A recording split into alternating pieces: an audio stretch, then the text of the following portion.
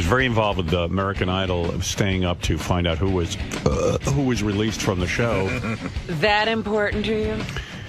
You know, sitting here now, I feel like an asshole because it shouldn't be important to me. Right.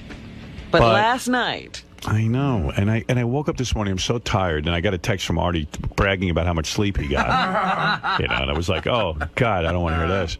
Even Artie had a better night's sleep than me. Yeah, and that's terrible because Artie can't sleep. I fell asleep yesterday at about 6:20. Whoa! I woke up at 3:45, and I feel like I could build. Does anyone need you need an addition on your house? I need you to shine my shoes. I'll shine your shoes. Yeah. I got so much fucking energy. I told Howard I'm either going to be really annoying or funny. Well, let's see how long it lasts. No, I'm good. I'm good. See. I will see. Okay, you'll see. There's a couple of people around here. I go, oh, you know, I announced that Artie got a lot of sleep, and a couple of people rolled their eyes and said, don't you know he's still high as a kite? And I said, what? This is what goes on behind your back. I might as well tell you. Who says this? So I'm like feeling... Because I know it wasn't me. Is there eye rolling going on? Yeah, I'm busy praising Artie to everyone going, gee, you see what happens? He's off drugs. And everyone goes, please. He's been nodding the entire week. Right. I was going to say, if he's off drugs, it's the same as when he's on drugs. No. There's a different level of alertness. I've been, like, kind of peeking over to see when he kind of conks out. And when he comes back out, he's very peppy. Yeah, so you're saying it's like a real sleep. I think it's a real sleep, and I think these people who are... Or pure drugs. Bad-mouthing Artie behind his back should step forward and stop being weasel. No, I'm not gonna out them, but the fact is, like, several people said, oh, like, again, Howard, you're so naive. I go, no, I really believe him this time. Listen, don't believe a word he says. I do, too. Yeah. I have no reason to just like these people for doing that. You two are like the wives. Yeah, we're like battered wives. You think I'm fucking my girlfriend? See, he's doing some different shit. Now, I'm surprised with Robin. Robin's the one who's like gets on everybody's case for, like, you know, getting all over Tim, you know, for trying her unique diet. Now here Artie is trying to straighten out his life, and she's a naysayer. I applaud anything he's doing to straighten out his life. It doesn't sound that way to me. I just don't know if he's doing anything. Sound that way. In other words, I'm being naive again. No. I don't know. Again, Artie says things that are just unbelievable. Crazy. What did he say? Tell me with this. Tell me what he said. Just give me one example, if you don't mind. Well, you know, it could be a sign that he is doing something because of the extremeness of what he's done now. Is it possible? He claims to have hired a guy to watch him. He's going to a psychiatrist. He's taking stress tests. He's doing nuts. Training. You know, it's just like overboard. I went to the dentist yesterday for the first time, and the guy looked at me and said, "You were here in 2000." Are you into a kick now? This is what I think is going on. You're maintaining yourself. You're saying, I'm going to get myself together like a real thrust. In other words, like when a car, you don't pay attention to a car for a long time. There's a bunch of shit you got to do. You take it to the mechanic, like you got to do an oil change. So I let this guy make a bunch of appointments, doctor's appointments. And, shit. Your trainer is saying to you, hey, I need to have you checked out because I can't train you. So the stress test, everything, that all worked out good. And again, I don't know a lot about my old man's family because his father died when he was 11. It's actually something as I get older, I'm obsessing about. Like, I want to know about his father and everything, but I don't know. I must have some good genes because I have not been to the dentist in 12 years. And and nothing was wrong? Nothing. I don't even have a cavity. Wow. I brush my teeth twice a day, but I don't floss. I should do that. And the guy said, "Yeah, you're fine. You got no cavities." That's incredibly lucky. In my life, I've had one cavity. Wow. And that was when I was like genetics. Yeah, exactly. That was when I was like 15. I mean, you have this kind of genetics and good looks and talent. I mean, you are a triple threat. He should be. Who said I had good looks? He should be having baby after baby. Pass it on. A, you're fucking handsome as hell. B, you're strong as an ox. Why aren't you propagating the world? For Christ's sake, all these weaklings are having Superman? When I got arrested, for the coke at Mad TV. Richard Christie had 22 cavities. Did he really? Yeah. Wow. Yeah. Well, listen, but Richard, you see, here's the thing. I can actually judge Richard because he doesn't even brush his teeth. I mean, You're trying at least. You said something while we were yelling at Richard once that makes so much sense. It's actually, I could actually go a couple of days without showering before brushing my teeth. Right. I mean, because it just makes you feel so fresh, whatever. I mean, you're like, how could you not brush your fucking It's teeth? automatic. Yeah, and, and also, you got to be around other people. You know you smell. And a lot of comedians are filthy. Like, there's a lot of comics who are filthy, because I've roomed with them, and they go up to the mic and they do impressions and spit and do all that shit, and I skeeve out the mic. Right. Even when I was opening for guys and had zero power, I would go to the fucking tech guy, I need another microphone. He goes, we have one mic. I'm like, you have one fucking microphone. That's bullshit. Yeah, it is bullshit. Right. I'm like, what do you want me to do? Yell? I'd rather yell out my act right now.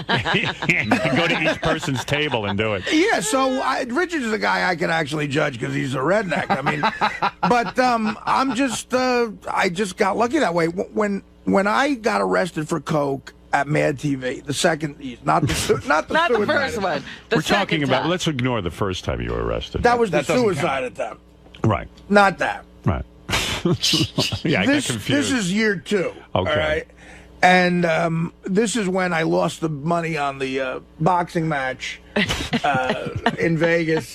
Quincy Jones was nice enough to get us 5th row, which is essentially ringside. Yeah. For Tyson Holyfield 1. Not the one where Tyson bit his ear. The one where he got beat up. Yeah. The one where Holyfield took him apart. Yeah. Now, I thought, I've told the story many times. I thought Tyson was going to kill him. And I bet on Tyson. So I lost 23 grand. And then I lost another, like 5 grand at the tables. I went back to L.A., all coked up. I was doing coke in the bathroom of the fucking plane. I mean, listen, I'd be getting out of jail today if I had gotten caught, I was taking cocaine across state lines. I was in the bathroom of a plane. You took it through security and everything. Yeah, oh yeah. Well, it was in me. It was in you.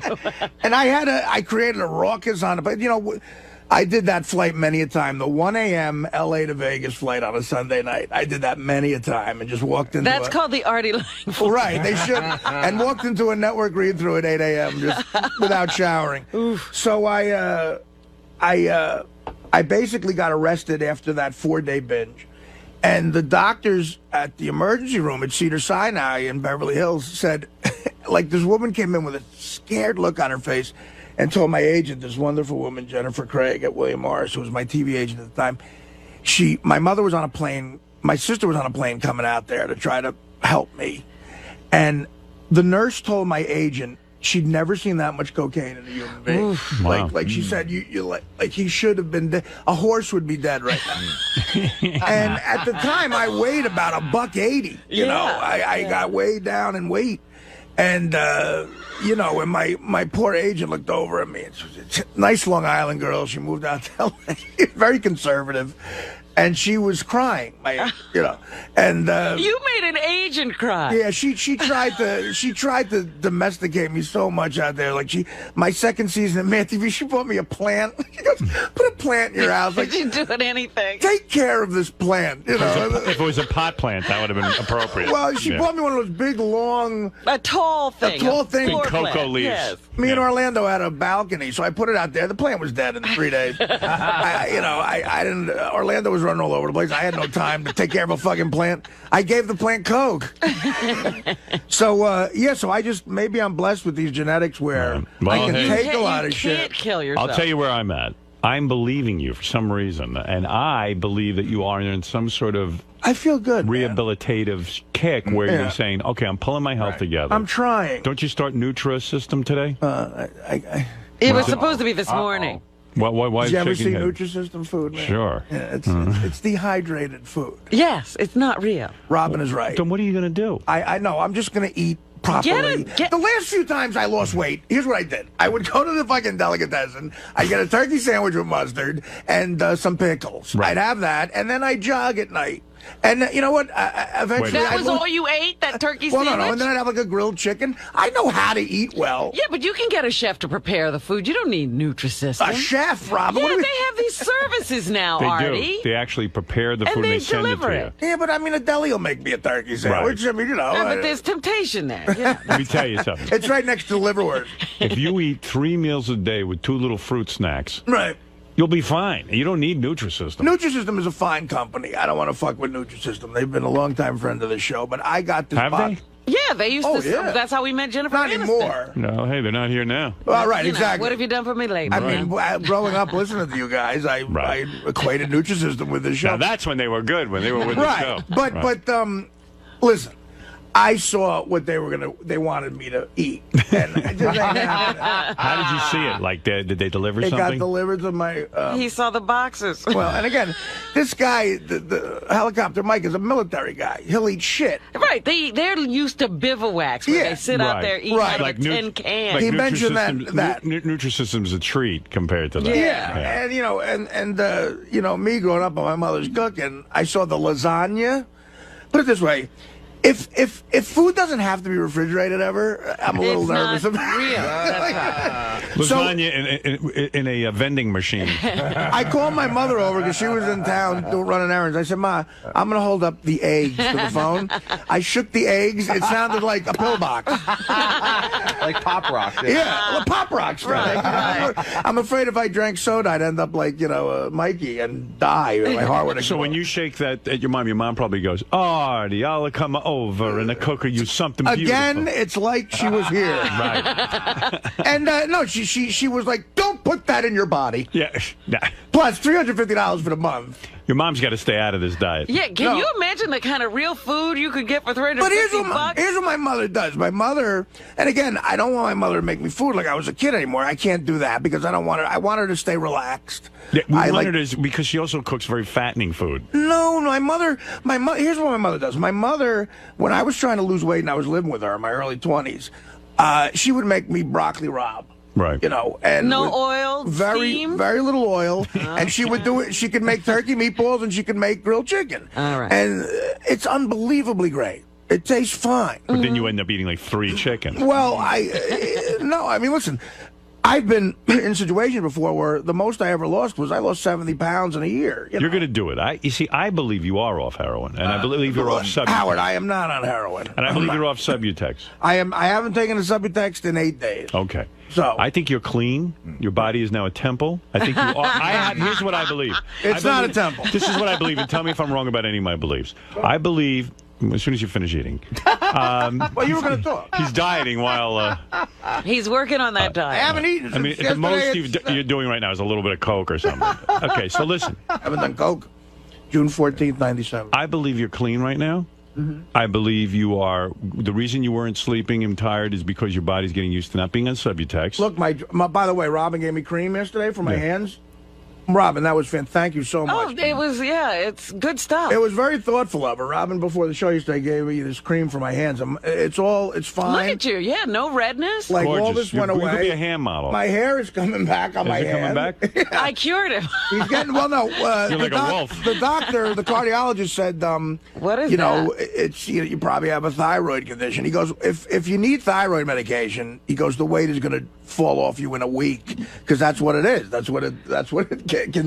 My uncle had the same thing. Here's what I believe. I believe right now you're on some sort of phase where Robin just rolled her eyes. where you're okay.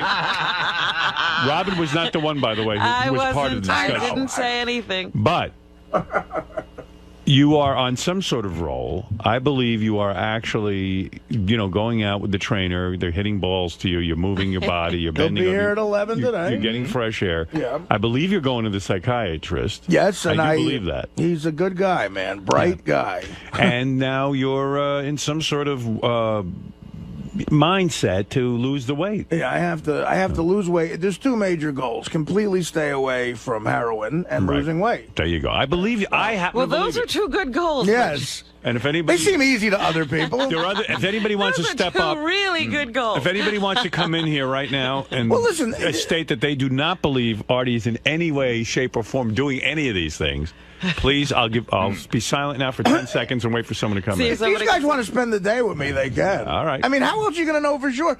This helicopter Mike guy's a good guy, and he doesn't want any publicity though. I asked So if we he wanted can't to be meet him. I asked if he wanted to be interviewed. I'm like, well, why don't you just You know what? call on We'll the just phone? keep it private. Well, That's that's what my he wants. suggestion. That's He's what he smart. wants. Yeah, he's being for real about Let's this. He's a turn big it- fan. Let's not turn this into a bit. He's a big fan of the show, but he knows the show. Well, in any I case, feel good. I believe what I'm going to believe. I don't see anyone stepping forward, so therefore.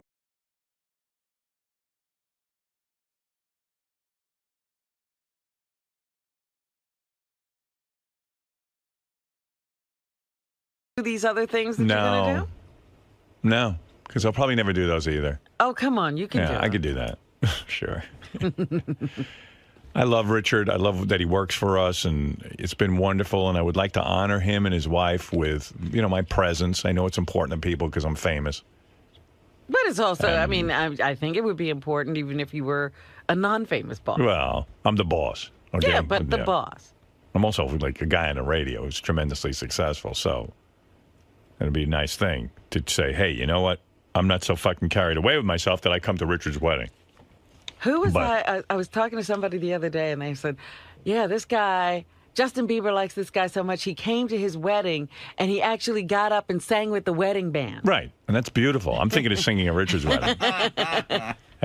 Yeah, maybe I'll do a radio show in the corner.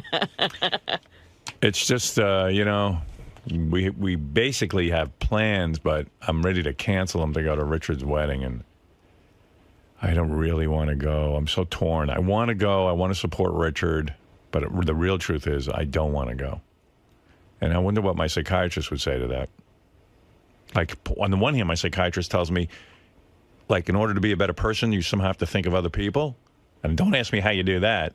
And then he says, on the other hand, stop doing what everybody else wants you to do and do what you want to do. So these conflict. Well, you have to have this basic feeling that you want to show your love to other people. That's one of the things that you really feel like doing, not like you pretend or think you should. Yeah, I pretend and think I should. But I do have loving feelings for Richard. I really like the guy. You just don't want to do anything about them. Right. You just want to have your feelings. Yeah. Keep them to yourself. Yes. That's what I want. You could be my psychiatrist. And somehow it's easier to talk to you. And then you have to also say to yourself, you don't have to sacrifice yourself just because you love someone. Oh, say that again? That sounded good. You don't have to sacrifice yourself just because you love someone. I mean, sometimes it's important I don't want to sacrifice do. myself. If somebody's dying, you have to reach out and grab them. Yeah, that's when it's really annoying. That like if the person's dying, you gotta go. But other things you can, waive. And what is guilt? Guilting yourself into doing something, don't even do it. If guilt is the only thing driving you to do it, no, it's not the only thing. The other thing is I care about the guy. I do. I swear to you I do. In my own befuddled way. But why are you going to the wedding? Because it would make him happy. And it would be doing something for him.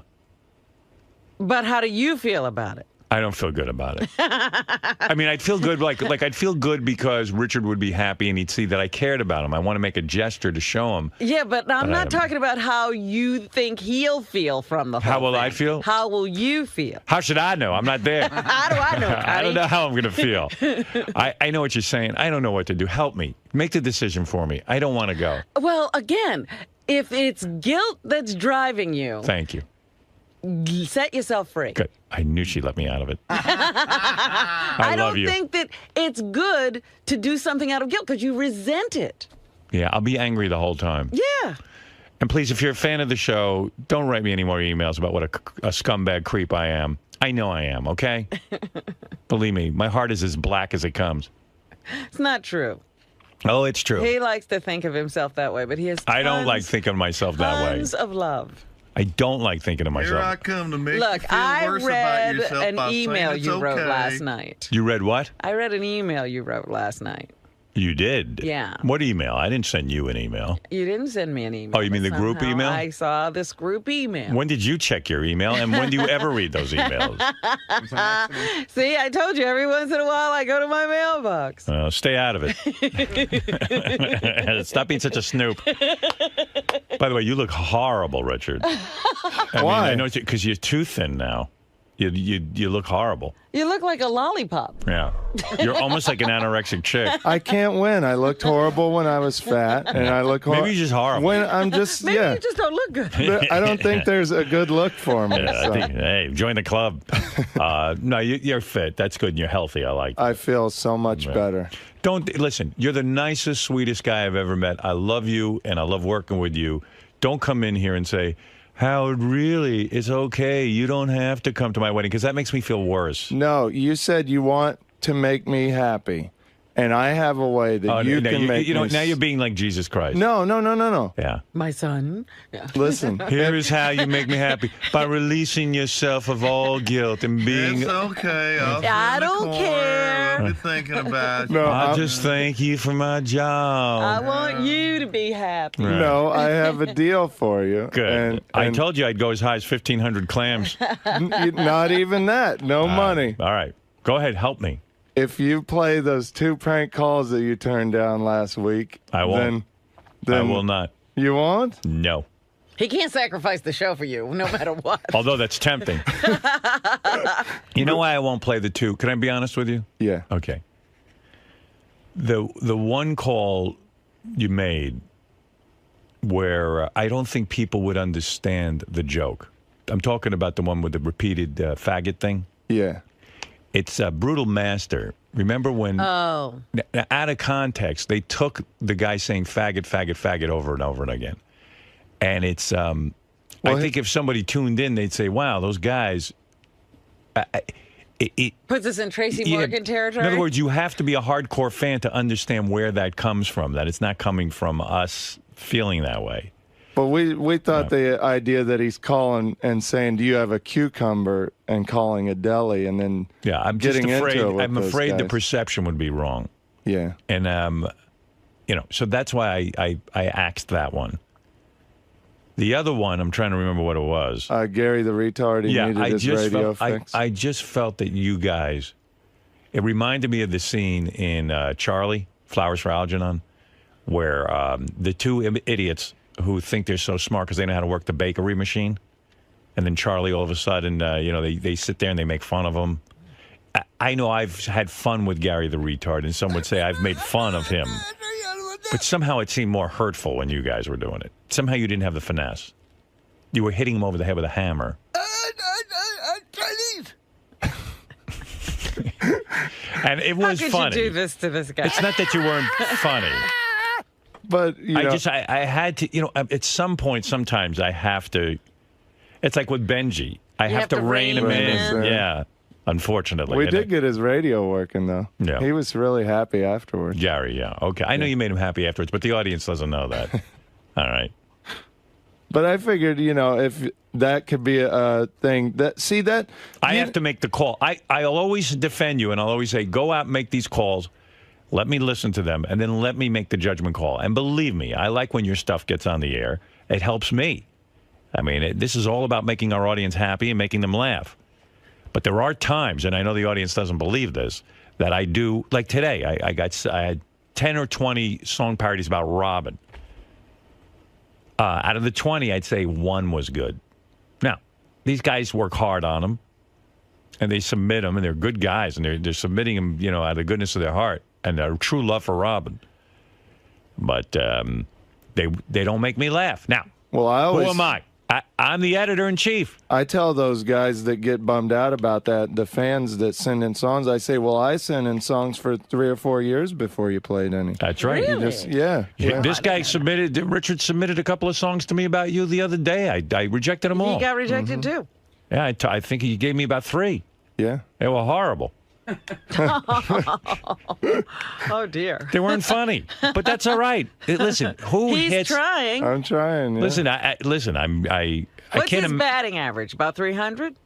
Yeah, 350. Sure, That's not bad. not at all. That's why you work here. Yeah. Guy with a batting average of 100 is gonna get the fuck right out. Benji, pack your bags. Now, Benji hits home runs. You do too. He's a slugger. We're the Jeter and A-Rod of Robin's dick jokes. referring to a memo I sent you guys last night. I know what she's talking about. That was very nice, by the way. Well, let me Thank tell you something. I said we have the best writing team anywhere. You guys wrote a bunch of stuff for a bit that we're going to do that I said was second to none. I mean, I was sitting there pissing in my pants over this stuff. Did I reject some of the stuff? Yeah, I took out about 10 lines. But everybody really contributed. I was sitting there thinking, Fred is consistently funny. Mm-hmm. Who the fuck would know it looking at him? I mean, but there's something going on up there. He's upstairs. always funny. You can rely on it. Benji, too. You and Sal hit it out of the park, and Jason hit it out of the park. Oh, good. I got a blue So single. that was Jason was incredibly funny. that was heartfelt and it was easy for you to do, wasn't it? Well, I didn't have to leave my house. Not the point. All right. You felt something and you expressed it and everybody got it. Okay, I get what you're saying. Give me a chance here. Richard, I love you. I really wish you a long and happy marriage, but I don't want to go. Well, that's what you said, that you want to make me happy by coming to the wedding. Yes. Well, I want to prove to you how much you mean to me. Yeah, but you really don't mean that much to me if I won't go, right? No, that's not the case at all. What is the The case? whole problem with your premise is you want to prove your love. Yeah, why do I need to prove my You love? don't well, need to prove no, your that's love. why I came in to say. I'll tell you what. I How about I cut myself? I'm being serious. If I cut myself right Become now. blood brothers? Yeah. Could you burn yourself with a cigarette? Could I brand you? But no, really, I do care about you, and then it seems like I'm insensitive if I don't go to your wedding. No, you know what? And as sappy as this sounds, it makes me so happy when you play one of Sal and I's bits, and that's why I came in and said, Yeah, well, if I'm you played protecting those you. calls, that would make me so happy. And Yes, that, but I'm protecting you, and I'm protecting the show, and most importantly, I'm protecting Robin. Could you use that in a sentence again? Just say, without using Sal, tell Howard that you like it when he plays the bits. I love it when you play it. That makes me happy. Just you playing our bits and being a part Why of do the I need to hear that? Because he said Sal and I's bits. Oh, Yeah. that's the closest he's come to proper grammar ever. I mean, me and Sal's. Me and Sal's. No, but I'm saying you make me happy anyway, so you don't have to feel like you got to come to the I know wedding. You're a good to- guy. I get it. I get it. I just it's just perceived the wrong way around here. What? That's right. By you. Robin got right out of it. I'll be away. You could have made plans after. No, not really. That's a because vacation I have to week. go with people who Yeah. they Where? have their own commitments. Oh, right. What do That you is mean? horseshit. No. They can only take a certain amount of time off, and they can only take time off Hold at it. a certain time. Richard's wedding is on a Saturday.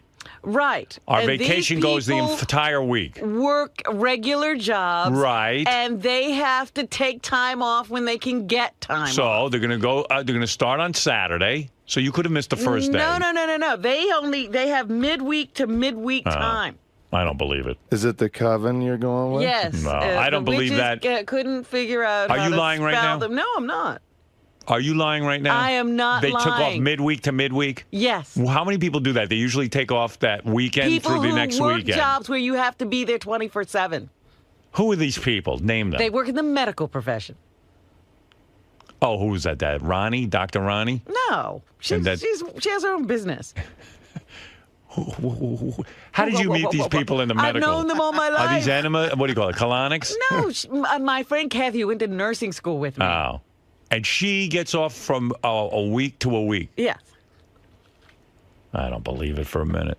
Well, Most that's how it people, even in the goes. medical professional, first of You all, have never you known get off- anybody but doctors. Yeah, that's right. And I know you. Nurses actually have to be there at the bedside all the time. Yeah, well, she's not telling the truth. All right, well, whatever you say. I never think of you as a liar except for this. Whatever you say. Right. But I'm not upset with Robin for not coming. No, of course not, because she did it the right way. I'm the asshole who went on the air and said, I This don't want is to go. only happening in your head. But Right. you said you have friends that you're getting together with, so. Well, you have plans. these are friends we hardly get to see, and that's the weekend they're free. And I've told them I possibly have to go to this fucking wedding. You don't have to go. Should we invite them too? Well, now I have to. Oh, no, they would never come to your wedding. How come? How come? Because they don't know you. They're not going to sit there. This is like their vacation. And then, imagine their Screw it up vacation. and be in New York City. Yeah. A lot Or of a people wedding. come to New York City on vacation. Not if they Hey, can go somewhere else. come have some of the possum stew. Here's a pot passer. Yeah. Anyway, I love you, man. I do. I Thank you, hope you Howard. understand when I totally understand. I know you. That's the problem. Wish you didn't. You wish you'd be angry. Yeah. You want an argument? You're annoying. I'm not the arguing type. I'm sorry. All right. Very good. But that note last night was really nice, Oh. too. Thank you. Thank you. You're welcome. Well, And the thank true you. expression doesn't take any effort, doesn't cost you anything. Right. And it's totally given without any of this, well, I had to do it, or Right. I felt like if I didn't, blah, blah, blah, blah, blah. My problem is that's not love. I feel like I have to do it. That's not love, though. I didn't think I was in love with him. All right. Thank you, Richard Thank you very Christie. much. Good for you. Yeah, there he goes. Very skinny now. He is fit. He's so funny. Hey, It's a tough situation going on right now for you. tough. Well, it's like Do I look like I have a tough situation on my hands? well, I'm you have fine. your big day, but you got to constantly battle with your boss to see, It's not a battle. and make a That's why he's for him. upset, because I'm not battling. I'm like, if he can't come, he can't come. The fact that he plays our bits and that we get to work here, that's enough of a thank you for me. I hope one day you go in there before your wedding and just really fire at him and Robin. They're really playing with your big day. I don't agree with Well, this. for Howard TV, I know that would be good. And I'm sorry to let you down, but I'm not the screaming, yelling, arguing type. I know it would be good for the air, but that's not me. That's just like your opinion, man. Heavens to As Betsy. the dude says. You are a patient man. Yes. Heavens to Betsy. Heavens, what? Heavens to Betsy. Whatever. That's something I'll use in a Ethel prank call in the future. What about Wayne Siegel? Would you go out with him? Is I don't Wayne know him. free? I thought he had a... I thought he was engaged. I think he's no longer. He's single. He's single. And he is. Howard, you want to hear something crazy? I'm going to set up Lisa with Wayne Siegel. I had a friend of mine just contact me. She wants me to put her in touch with Wayne as well. Really? Yeah, Wayne's hot property, apparently. You better get on the I don't list. know him. I've never met him. All right, Wayne's going out with Lisa. That's it. All right. Lisa G and Wayne went out last night. Yeah. Do you want to know what happened? she here? She's here. She's giving an update. We were spoken to. When I bring her in, is she doing the update today? Yes. Good. you should be around because, you know, Lisa will start to like. Well, and I know a lot. Like Wayne called me. My impression is it was two people who really did want to go out with each other, but Wayne was up for it. Wayne was like, "I'm game. I'll give it a shot." They wrote me an email. You hey, say, Cupid. What I'm about to say. out with Lisa G tonight. Hey, what I'm about to say, guys, I don't want to use on camera, but Coming up, Howard. hold on. You know, Scott the Pace will respect that. Well, you're in it, luckily. You're my safety you're my valve. safety guy. All right, Lisa G, come on in here and tell us about what's going on in the Howard 100 newsroom, please. And tell me about that. Glassberg takes shits at work. And you're glowing today. Well, someone's in love. Before she says anything, good date, bad date. Just looking at It looks don't like say anything. looks like love is in the air. It's I've so never funny. seen you glowing. I didn't know you guys were so friendly. I didn't realize that. I never see Wayne. What did he He tell said you? he was emailing you. Yeah, he emailed me and said, "Hey, Cupid, I got just in case you want to know, Lisa G." Wayne's a funny guy. He once was talking to me, you know, and he says to me, "Yeah," he goes, "I tell you, in my neighborhood, I'm always known as the guy with all the cool friends." And I said, "Really? Who are your cool friends?" It was What me. neighborhood is this? It was me. He doesn't have any other cool friends. All the cool friends. You and Ronnie. Yeah, that his cool friend was me. So I think wherever he goes, he tells people, I was emailing Howard. He emails me. Whether I email him back is the fucking problem. Oops. But go ahead. Tell me about this. Be honest. Love in the air, yes or no? I can't even go there. I was just meeting him. Attracted to him physically, yes or no? Be honest. I thought he was very nice, and I was entertained. I like being entertained. I like sitting there. He was telling me Please tell stories. me you use protection. Please tell me you We use don't need protection. another little Wayne running around. Yeah, we don't need that. No, I'm no January Jones. All right. So what is it, Gary? Here's what I heard in the back office. He was late to the date, which I don't think Lisa liked. He No, I didn't know. He tried to Come on. contact her, but he didn't have a thinks number he's for too her. good for her. No, he was coming from Long Island. He doesn't have an up-to-date cell phone where you can text or get email. Really? What does he have, like one of those old... I think so, yeah. Wow. I think so. And I thought I overheard Lisa say he was a tiny bit talkative. Yeah. No, Too chatty. I was entertained. I like listening to Are you good putting stories. the best face on this? Give us the lowdown. I'm being serious. I like being entertained. I love a good story. What did you hear, Ronnie? Here's Ronnie with got that a report. Oh, God. All right. I felt so bad for Wayne last night. Why? He calls me up about 20 to 6. They had a 6 o'clock date. Right. All right. So he gets caught in traffic, and he's supposed to, he's in Queens, and it's 20 to 6, and he's sitting in traffic. Right. So he says to me, "Do you have Lisa's cell phone number?" I go, "Well, don't you have her number?" Right. He goes, "No, she wouldn't give it to me." No, that wasn't it. He didn't ask for it.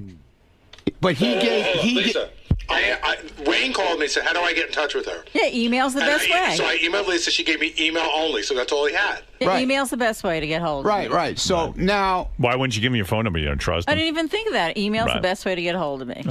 So he's in a panic. He goes, "Oh, I'm going to be late for the date. I don't know what to do." Couldn't he call the restaurant?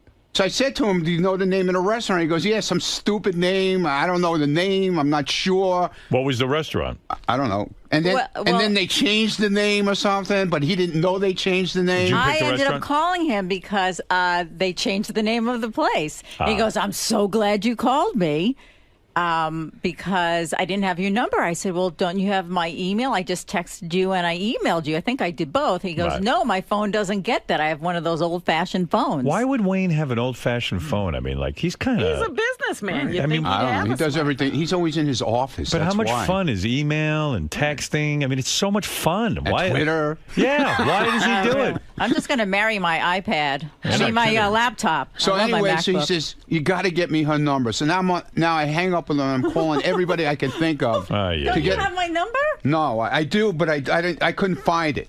So He's calling everybody. I called Shuley. I called Tim on both his phones. I'm calling everybody. Nobody's answered. Everybody's I getting called involved in Jared. this Nobody day. answered their phones. What is finally? this? Finally, Shuley answered his phone. Yeah. I got the number, and then I called back, and he tells me that she finally got in touch with him because Right. they changed the name of the restaurant. So he gets there at 6:15 for a Right. 6 o'clock date. At 7:05, he calls me. He's on his way home already. Oh, boy. Yeah, okay, here's the thing. Wow, you must have gotten really off. No, I I'm had... the worst Cupid there is. I am No, not that good at wasn't it. setting I had people to be somewhere at 7. up. Yeah. And he could have seen me. Do you do that as a safety mechanism, right? You set no. that up ahead of time. I have to be somewhere I at was 7. available, and he knew it. Right. It Well, was he better. probably was happy with that too. He figured, well, you know, let's just meet up, and if there's Oh, well, anything, I think that's Yeah. it's nice that we met. It was better for me later in the week. Didn't work for him. He had a meeting. when Wayne called you, what was the truth? Yeah. Is he ever going to call Lisa again? He said it was very, very nice. That was his definition of it. Right. It was very nice. It was nice. Yeah. That was it. Lisa told me. They hug goodbye. Yeah. Can the relationship go anywhere? I don't know. Do you want, like, when you think of Wayne, can you imagine fucking him? Right now, I can't even go there. Right. Could you imagine kissing him? Can't even go there. Why? I just- Really? But you Yeah. saw it. You saw Yeah, it. but it was 45 minutes, and I felt like Really? Robin, you telling me you can't, after 45-minute meeting, you can't sort of fantasize about kissing a guy? in some Be cases honest. you In can. some cases, yes. Some cases, no. Yeah, but what But you- what not about with Wayne. This What is about- a tough crowd. What about physically, like by looking at him? Gee, I know in 1 You're minute. not ruling him out. Lisa's not being honest, and I'll tell you Yes, why. I am. You just said to me in the office, I said, Lisa, you only had 45 minutes with the guy? She goes, listen, you know 4 minutes in whether you like someone or not. Right. And You I just thought he told me was that. nice. So right, 4 and minutes I thought in, he was nice. But you know 4 minutes I in. think nice is good. Would you go out with him again if he asked you? Yes. You would? I didn't feel I had enough time to really talk to for him. another 45-minute date? No, it would hopefully be longer. Gee, I wonder what Wayne was saying. Did Wayne say Where's anything to Wayne? anyone? You can call him. I don't know. No one's going to be honest. He's going to be nice about you, and you're going to be nice about him. I don't think this is going anywhere. That's the vibe. I don't get. either. I don't think it's going Yeah. anywhere. Did Lisa I come in? think Wayne should try to bang the crap out of Lisa. I really do. That's what I said. Right? That's what I told him. You're absolutely right. He That's wound good up going. advice. He wound up going over to Rick's afterwards to lingerie night. He's all pent up, see? Yeah, because Lisa gave him blue balls. Yeah. I need to relieve my blue Really? balls. Did he go to Rick's? No, Oh. but he mentioned it. But he said, he says, is Lonnie over there now? I go, no, he doesn't get there till around 9 o'clock. Yeah, he's looking for So free wait, funny It was money. already 7:05. So he said, what am I going to do for 2 hours? Wayne was looking for free funny money from Lonnie. Well, my guys love free Lonnie money. God. Oh my God! You tell them there's free funny money, they flock they're over right there. Shit, you want to? So I haven't been to a strip club in about 4 or 5 years or I something. know. Something crazy. Like what would you say? At least 5 years? Yeah. And the other day, Never been to Rick's. no, I've never been Last there. place was Scores. So all of a sudden, the other day, Ralph was over, and I'm going through my pockets because I'm cleaning out my pants. I found 2 20s and funny money. Five years old, right? Wow. I said to Ralph, "Look at this." I said, "Here." He grabbed that out of my hand so fast. He was like, "Thank I said, you." "I'm not going to the strip club." It's no good anymore anyway. It's got an expiration date on it. I don't think it does did. it? Yeah, Maybe they it do. did. They do. They have expiration dates on them. Really? Yeah. Well, he is an expert on funny money. I'll tell you Maybe he's that. a collector. He used to be a counterfeiter. God. What if you have counterfeit? I got my funny own money? machine now. Are you Yeah. kidding me? But so Wayne, I don't think Wayne's going to go with Lisa, huh? That's crazy, though. I think Lisa's so good for Wayne. He said he was going what to. way? He said he was going to call in. And what happened to him? A, I think you're attractive. All right. Thank you. B, I think you're presentable to like his kids and family and stuff. C, I don't know what between So us. far, this has nothing to do with Wayne. Oh, I wouldn't even know why she'd be into Wayne. I'm saying she's good for Wayne. Yeah, but it just seems to me all it is what he can show other people. Why is Wayne good for her? Oh, I have no idea. Wayne would be good for her because Wayne, A, has a very steady career. He's a stable kind of guy. He's one of these guys who will get up and like he'll give you the shirt off his back. You say to Wayne, I need a hand with something. Wayne's the type of guy you can depend on. He's a dependable, good guy. You know he's not And going to got be a into good heart. drugs. You know he makes a good living. You know he's a Right. good guy. He's a good guy. He's, but he's going to but be Wayne- honest with you. He's not going to fuck you over. Wayne is into himself. He's more into himself than anything. That's the whole thing with Wayne. Yeah. He doesn't give a shit about a relationship. But listen, you want to know something? Can I tell that story, Gary, about Wayne? What story is this? That what happened the other day, it's subsequent to Lisa and him going out and that. Sure, I don't think you mind. Right, okay. What happened? All right, so after Lisa was on the air with us, Yeah. there's a girl that Gary knows. It was actually before Lisa This was is on the air. before Lisa was on the air with us. There's a girl that Gary knows. Super hot chick.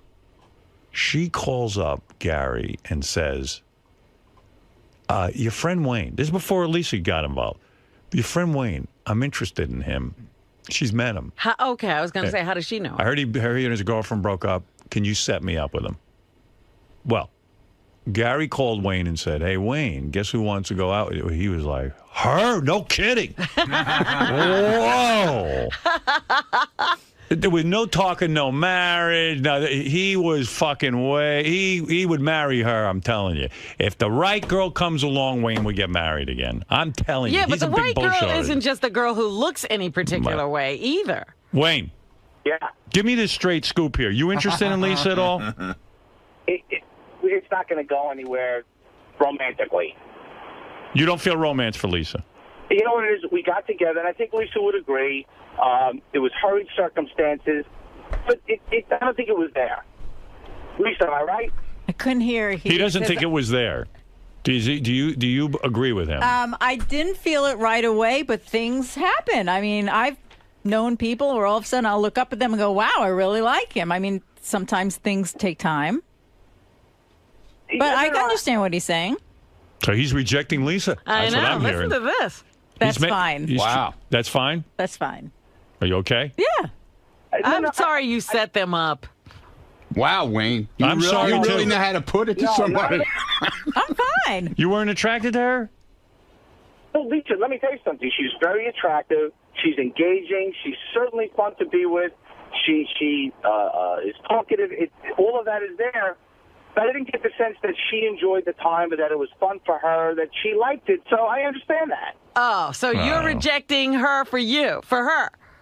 Would you, if Lisa would been, I don't even know what he's doing. if Lisa was a different kind of girl and been all over you, would you have had sex with her? Oh, yeah, why not? All right, so what do you take away from this, Robin? I don't think Wayne wants to do it again. No, it isn't that. You lead into the moment, then. Listen, at the very least, I think I'm getting invited to a cupcake party, but I think that's where it begins and ends. Right. There was no romantic connection for you. Lisa's saying there could potentially be one if you went out a few more times, but you're kind of calling it off. Let's be honest. That's what you're saying. That's what I'm saying. I didn't sense it. Believe me. You know, the compass could be off. But Lisa, you're getting dumped from Wayne. I'm not getting dumped. You got dumped. No, I didn't get dumped. He's not getting dumped. She got dumped, right, Robin? This is a rejection. That's what it sounds like to me. I think he loves you most. Really, he does. Yeah, he if loves you Howard. were on the market, Yeah, Howard, he'd marry you. Married. Yeah. Well, you did say he talked the whole time during the date. Well, I was entertained. It was in a good way. But you know what, though? No, it's not. Yes, Because it is. Did I he was ask any questions about you? No, they talked about you the whole time. No, he asked me how I got started in the business. All right, that's good. And how I got to work here. I heard they talked about you more than anything. Really? How he met you, Well, he how he loves hung you. out with you. Yeah, so he speaks mostly about me. No, but she was asking him. Oh. No. All about you. I think you're both in love with me. Well, they have so much in common then. Yeah. Well, you know, Howard, you were the conduit for it, so we talked about how I met Right. you and how she met Makes you. sense. Yeah. But she had asked me What'd you about, wear to know, the date, Lisa? This black. Well, ask him. Do you know what Lisa wore? She wore like a pullover sweater kind of thing, and I mean, when I got there, she had her glasses on, and I said, okay, so she's going to look at me through these sunglasses, and then she took them off. And listen, it was a nice time. It was a very. You good don't know what time. she wore, in other words. Nah. What a waste of time, Lisa, getting drunk. What did you wear, Lisa? This tight off the shoulder little black top and then straight She tight did. jeans. She wore, and I wore my flats because Flats? he said he was Yeah, 5'7", so He ain't 5'7". He's probably 5'5". And then, and what'd you wear, pants or a dress? tight jeans. Tight jeans. Yep, and she looked great in the tight jeans. Now he remembers. After she. I remember that. Wayne, I'm so disappointed in you. Why are you disappointed? Because he's not gracious. Oh, no, wait. What in my conversation makes you think that I'm not gracious? I'm talking about now. No, but even now. Tell him what he should have said, Robin. I said I had a great time. I didn't. You think said that I had a she was time. great, but I don't want to see her again.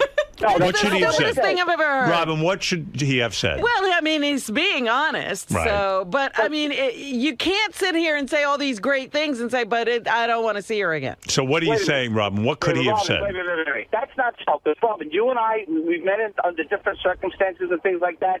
There's no romantic attraction between you and me. Does that mean that we can't be friends, that a relationship can't be had? No, but you could say, I would love to see Lisa again. She's fun. I'd like to get to know her better. But he doesn't But it want doesn't to. feel that way. But that's He doesn't want to know her.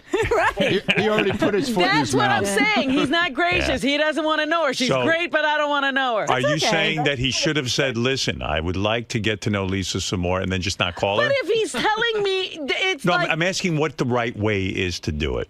What should he My have point said? is he didn't call up and say, you know what, there was no chemistry. There really That's what he wasn't-" said. No, he didn't say that. He said she was very talkative, she was charming, she was this, she was that, but I don't want to see her anymore. That's not what I said. He did say there was no chemistry.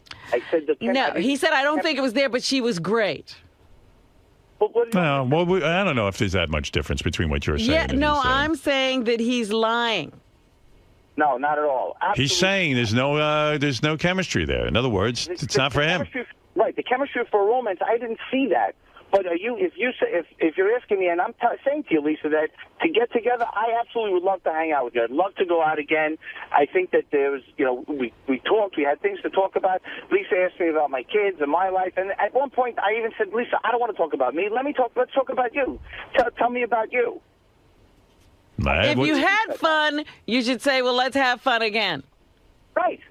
But he didn't have fun. That's why I'm saying he's lying. But I think his head's in a different place. It's in his pants. Yes, in his butt. Wayne would love to waste. Wayne should say, "I would love to waste your time some more." Yeah. I think that would be the way right. to go. Yeah, I get it. It's But- not right. All right. Well, anyway, listen. I thought I'd give it a spin. I thought I'd give it a shot. I thought I saw maybe some potential romance here. You see potential romance everywhere. No, I don't. Yes, you do. I can name. If you see two single people, I'll throw them together. No, I've never ever. Do you know what? How many times have I ever set anyone up? I think this is the first time. Oh, no. I know some other debacles you've created. Who did I create? I forget the guy's name, but you set him up with another friend when you were married. All right. So that's 2 times when I was married. And It was man, 2 did that that go wrong? It was two times in my entire life I set people up. I mean, I probably could pull out a few more. But you're making a statement like I'm this Cupid that runs around setting people up. I don't. This is why I had a feeling Wayne and Lisa could hit it off. Even the name Wayne and Lisa sounds I think right. it's because you think we're two nice people. That's right. You went from that. I could see you two having having fornication. I could. You pictured them together. I can picture Wayne mounting Lisa. Well, you have Sweaty to answer that. testicles. Keep on top of her. All right. Thank you, Wayne. All right. That's bye. Wayne Siegel, the I head. didn't think she should go out with him from his initial representation Right. of himself. Why Well, did you think that, Robin? that is Wayne Because she Siegel. called up and said, "I'm a piece of work. Don't don't expect much." Yeah, he had a bad attitude going in. But he No, knew that. He not at all. apologized for that. He said that he came off like a jerk. And I absolutely said At the very least, I could have seen some oral going down between these two. Him on her, her on him. 69, they call her, right? Right. down for that. What? I would have been down for that. And Wayne, maybe time to buy a new phone where you can get some email and stuff. Yeah. Yes, it is. It's time for that. And I will do that. And I appreciate everybody's best of intentions. And Lisa, I would definitely love to hang out with you again. I thought we had a good time. It doesn't have to be romance. I mean, did I miss that chapter somewhere? Can't you just be friends with Now people? I'm hearing something different, so now I'm even Right. confused. That's right. Lisa, any advice for Wayne on future dates, like how he can improve himself? Is now that there's No, no what romance. woman needs this? Let him keep striking out. He's a very loyal guy. I loved hearing the stories about how he met you and your first car. I heard everything. It was fun. Very. What? It was fun. Every story's car related. Yeah, it was all car related. Yeah, he had a. That was the year he got a. When I met Howard, he had an Audi. Then he went to. That's what you heard? Oh my God! And he dropped you off at your house. You didn't have a sense of direction, and he followed you in the car. Ay vey. Wayne, get a life. Wait, hold it. Lisa, let's put this in perspective. You asked me, how did we meet? How did Howard and I meet? How did we become friends? And I told you the story. Yeah, it was good. She didn't know. She didn't know the story would be longer than the Green Lantern movie. With every car I bought. I didn't have to make it into War and Peace, but she asked me, and she was interested in it, so I went up and told her. All right, Wayne. Thank you. All right, I'll speak to you all later. You got the Audi AA, I think it was called. It was the new thing on the market. And Ay, ay, ay. Can you imagine? it was entertaining. Well, it sounds like Wayne wants to be friends with you. Maybe you can go hunting together and fishing. Do you use a bow and arrow? Yeah. I do like fishing. Well, it sounds like he's not into it. That's okay. I think he let you down hard. No, Robin didn't like the way he did it. that's all right. He basically got on the air and said there was no chemistry. It's fine. Well, he didn't say that, but he was essentially saying that. Right. I don't know what the right way is to do it. What is the right way, Robin? Seriously, be a man for a second and tell Lisa you don't want to see her again, but do it in the nice way, the way you're supposed to. Honestly, do it. Please. Teach guys something. Teach me something. There's no nice way to do it. What do you say? But don't lie. Don't say, I mean, how He was can you honest. be great and I don't want to see you anymore? So you're saying, is it wrong to say, hey, Lisa, I think you're a very nice person, but I don't feel a romantic spark? I don't think we have much in common. Don't say you're a very nice person. That's bad. You didn't have this great time and then never want to see a person again. So don't say, in other words, I'm trying to It's understand. a lie. Don't say, Lisa, we had a great time and I don't want to see you She's a again. nice person, but we didn't have much in common. That's what you say. Right. That's what you say. All right, now I know. Lisa, you're a nice person, but we don't have that much in common. Or, see, he's in an odd situation because usually you just don't call again. Right. Or But you that's don't kind of email mean, again. too. Is that No. mean, Robin, not to just call again? No, it's not mean. No, but No. because he's a friend of the show, he had to call in Right. and say it. Well, he had to tell everybody the date happened, too. Hey, at least he didn't fuck you and then say this stuff. Because a lot of guys do that. I'm sure That's they do. That was my MO when I was a young man. I was so Oh. immature. I'd go out with girls, fuck them, then I wouldn't call them. I was a horrible type person. I mean, I was 17, 18 years old, and that's what I did. And women did it to me quite regularly. There was a lot of no one calling anybody. a lot of waiting by the phone. A lot of waiting by the phone. Nothing happened. And now, A lot of trying to figure out what the hell was going on. And now they say texting is like a phone call. You should treat it like a phone call. Do you Right. have someone text you, not text you? It's a whole big thing. Are you surprised Wayne isn't like falling head over heels in love with No. you? Mm-mm. I mean, who the fuck is Wayne? I mean, we're not talking about Brad Pitt here, right? He'll find his match. Is he a good-looking guy? He's nice looking. He is? He's nice looking because he's a nice, warm person. So I think it goes along with the whole package. I mean, he's a nice guy. He'll find someone. Right. Not the best or most glowing review of the date you went on, but certainly not a bad time. No, it was fine. I've always felt that you can't put more energy into something than what you put out. So we met for 45 minutes, so there's no reason to get upset or no reason to have any kind of emotion, just that I met a nice person and that was it.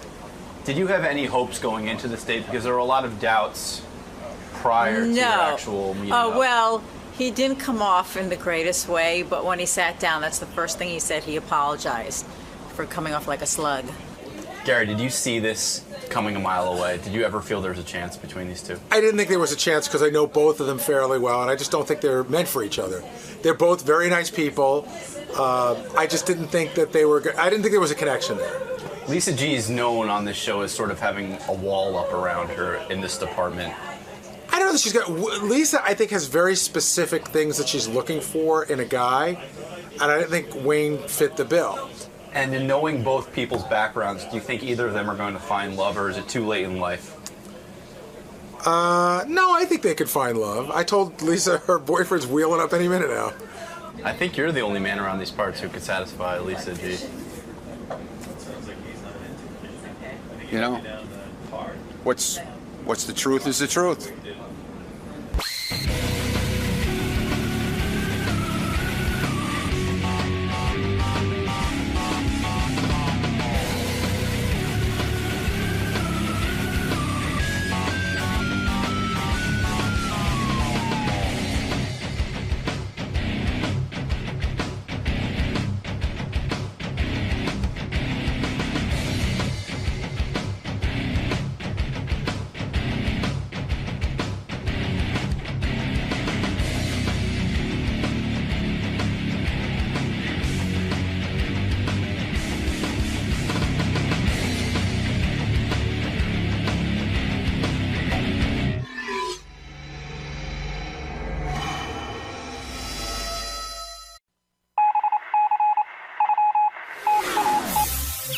This is the best of the wrap-up show. A recap and behind-the-scenes look with John Hyde and Gary Dell'Abate. The best of the wrap-up show begins now. Hey, it's Gary Dell'Abate. On Monday's wrap-up show, we talked about the big contest we had that day, World's Strongest Naked Woman. We talked about how JD judged the push-ups, and Will and I thought he did not a very good job. We talked about how there was a girl there that had a load inside of her. We talked about all the stuff that went on. So here's our recap of World's Strongest Naked Woman.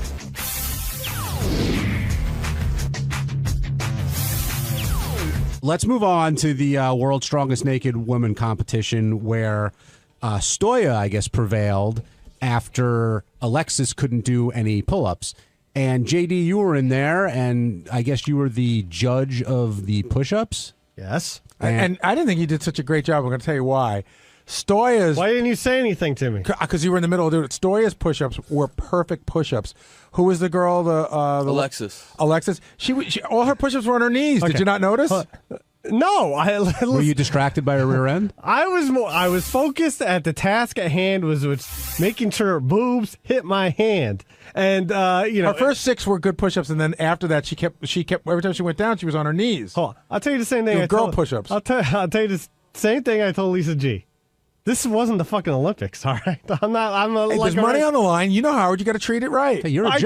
I treated it as right as I thought I could. Sorry, you know. You're saying the last 6 push-ups she did, Gary, she was on her knees? I'm just saying they weren't quality push-ups compared to Stoya's. Stoya's were, outright perfect push-ups. Yeah, well, I know she wasn't doing perfect form, but no one else was saying anything.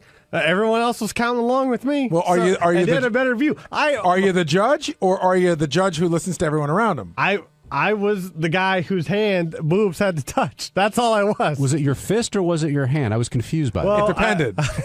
I thought it was going to be the hand, but then Will kept yelling at me saying it was too low. So then I did the fist. So I did the fist. And was it hard to focus on the task at hand, considering what you had in your face there? Well, nothing was in my face, actually. It was on my hand. But, I was holding the mic, and I was trying to count along. But no, was it a turn on at all that her nipple grazed your No, fist? not really. I mean, it was good, but I wasn't, aroused at the time. Did you get wood at any point during the show today? No. And who did you think was going to win that part of the contest? Stoya, because if you look at her, she's a fit, petite girl. Her arms are ripped. Her whole body was ripped. Yeah. But according to your judging, Alexis was the one who did the most push-ups. Well, her boob touched my hand the most. And you didn't enjoy that at all?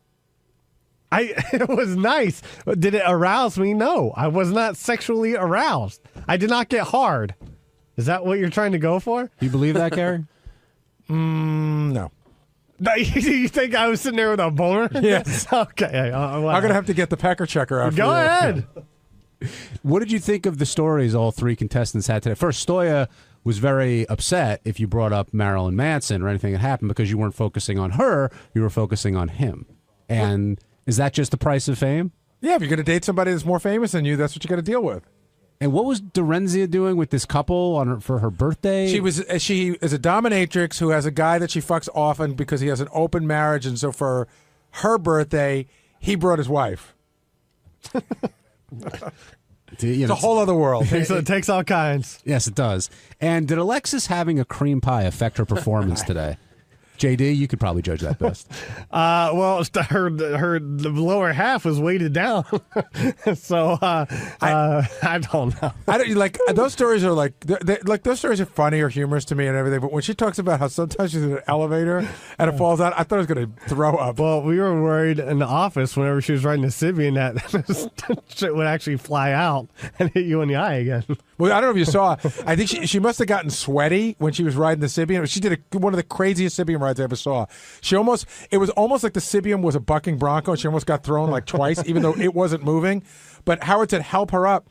So I went to help her up, and when I grabbed her hand, it was soaked. But I didn't know what it was soaked. It turned out it was probably sweat. And if you look on camera, I start trying to pump the hand juice out of the soap thing, but it was empty, and I just ran to the bathroom and washed it. JD, what did you think of what Alexis is doing at the strip clubs? Have you heard of that? Something like that happening before? You hear stories like that all the time, of course. Listen, she's, just a girl working for her money, you know? As she said, money talks, right? Yeah, exactly. No, trust me, I know. I don't do a lot of talking. What, at the clubs you're saying? Yeah. But you also don't have a lot of money. Exactly. That's what I mean. Yeah, so how do you close that deal if you don't have any money? You don't. You get the fuck out of there and leave, crying. I don't know. Will Murray, did you think JD was an effective judge of the push-ups? Yeah, I mean, I don't know. I was kind of trying to help him because he must be half retarded because it really isn't that hard to do it. But well, what? Do what? I did. You know how to do a push-up, you idiot? Yeah, I know how to do a push-up. No, so what you don't lay your hand.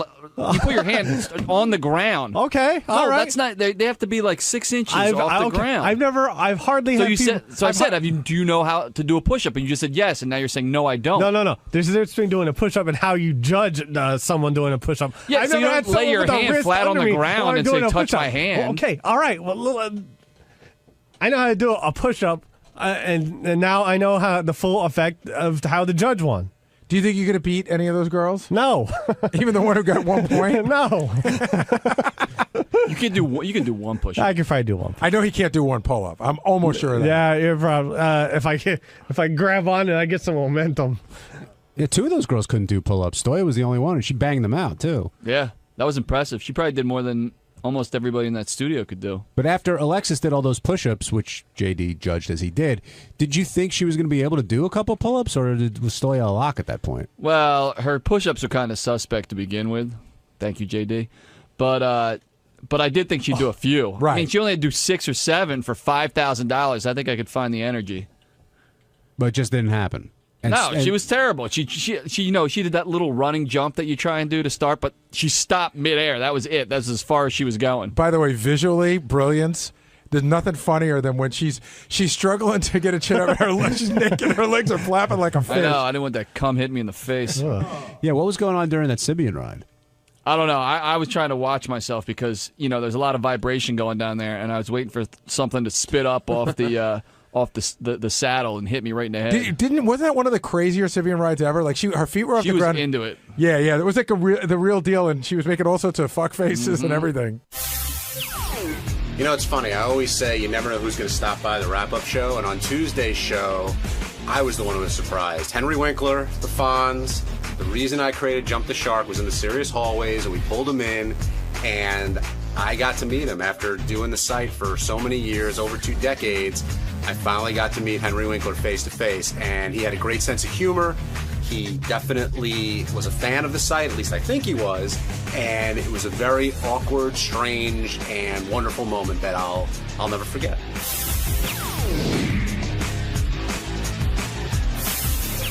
We have a very special guest with us. Henry Winkler was just walking by outside, and so we called him in. Hi, Henry. How you doing? I'm so happy to be here. And, how are you? And here's the interesting thing. I Yes. realized, so I met Henry a bunch of times because he used to be the executive producer of Hollywood Squares, which I was on. And you were a great square. And I always love having him on. But I realized that John is the creator of JumpTheShark.com, and you two have never met. That's true. No, my goodness. Nice to meet you. How are you? I'm great. My God, where'd you come up with that idea? No, I know I spoke to you about that once, and I asked you whether you were annoyed by that. Were you? I was not annoyed because we went on to be #1 for 5 or 6 years after that. Right. And every time they mentioned Jump the Shark, in the newspaper, they always put a picture of me water skiing. And at that time, I had great legs. So it's you. It's me. Really? Yes. We have to talk. Absolutely. What the hell were you thinking? Hey. No. Do you know that John? So he created that, had a couple of books, some Yes. calendars, the whole thing. It's you know that America. he sold it to TV Guide for. We don't know. We have guesses, but it's a pretty substantial amount of money. I'm going to shake his hand. No, you know what? I have to tell you, I'm the only actor in the world that has jumped the shark twice. Once on Arrested Development. Oh, I saw that. Believe me. Yeah. I thought that was great. But I really owe all that to you. I mean, as a fan of Happy Days growing up, it was fantastic. And then you just turned against me? Well, I didn't turn against you. You were a fan? Oh, I was a big fan. Well, I had your autograph. Actually, and then I hate you. Well, Ted McGinley actually is the one who I had a hard time with, but we worked it out. But he's very good looking, though. He's a very handsome guy. When I met him, I thought, oh my God, there must be 19 men who are ugly because Ted has got all the handsome. He was a good-looking guy. But both him, yourself, Ron Howard, other people they've spoken about it have always been. They've been great. I mean, you guys. Well, you know what?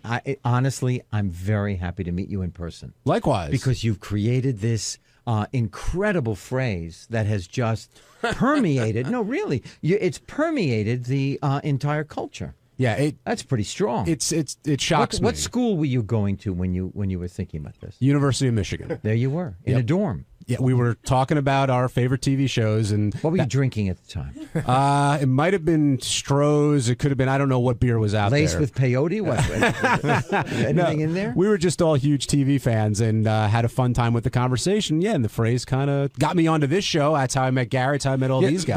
The way we met John was Fred was reading a copy of Sports Illustrated, had a little mention about what it was, and Fred said, "Hey, I think this guy might be good for the show." So we tracked him down and we called him, and he was very good on the show. Right. But there's been Jump the Shark. Wow. So let's listen. There's Jump the Shark, the website, right? Yeah. Jump the Shark, the TV show. But it never took over. But you did a pilot. I did two television pilots.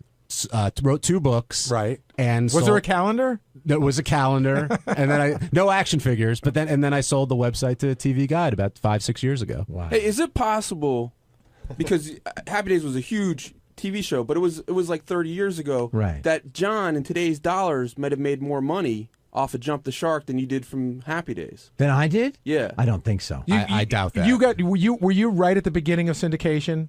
We were right at the beginning. So you got syndication I had a money. lawyer who taught me to fly fish for trout.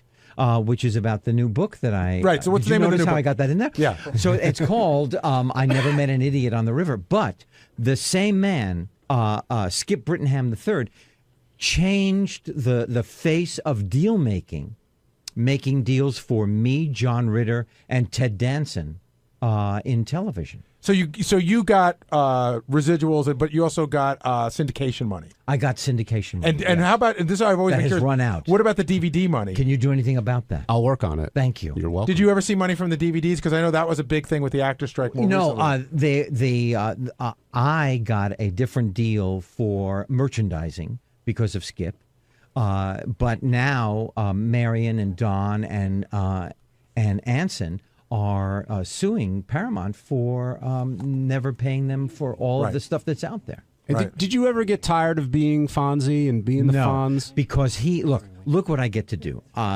Tomorrow, Royal Pain starts its third season. I'm on Children's Hospital with Rob Corddry. I get to write these books. I just made a film about cage fighting, about the UFC with Kevin James. A week ago we finished in Boston. I met these guys.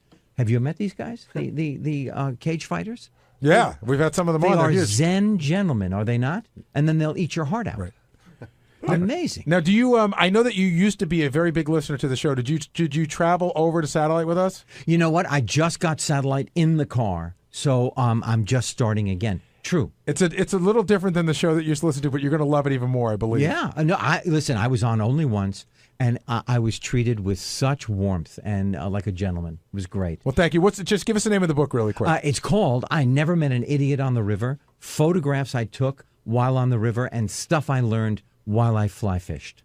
Well, go out and buy the book. It's available bookstores Whitbench. What a pleasure to meet you. Very nice to meet you too. When I was a little kid growing up in South Carolina, this was, that Adam Sandler song, like the Hanukkah song? Yeah. So when I was a little kid, you were like one of the first Jewish people. All the Jewish kids started whispering, like, Henry Winkler's Jewish. Like, we were so excited about it and would tell everybody. Yeah, I was in the closet. I was a Jew in the closet. But it was one of the first ones that came out. As a little kid, it was a big thing. Yeah, absolutely. Yeah. And that's how I met Adam. I called him to thank him for being in his song. I thought that was just magnificent. That's great. And before you go, do you mind like hitting something and making it turn on? Is anything broken in the studio? You hit Richard in that the guy head. in the purple shirt me. over there. No, but listen, thank you all for inviting me. Thanks. And Gary, what a pleasure to see you. Always great to see you. Henry is true. I say this all the time. Truly the nicest guy in the world. I tell everybody when I did Hollywood Squares 5 times. He was the executive producer. He would be waiting for me at the door, carrying my garment bag, help me unpack my stuff, give me a hug. My mother came, my uncles came. He's like the best host ever. Just a great guy. Yeah, but Thank you. That was also my job.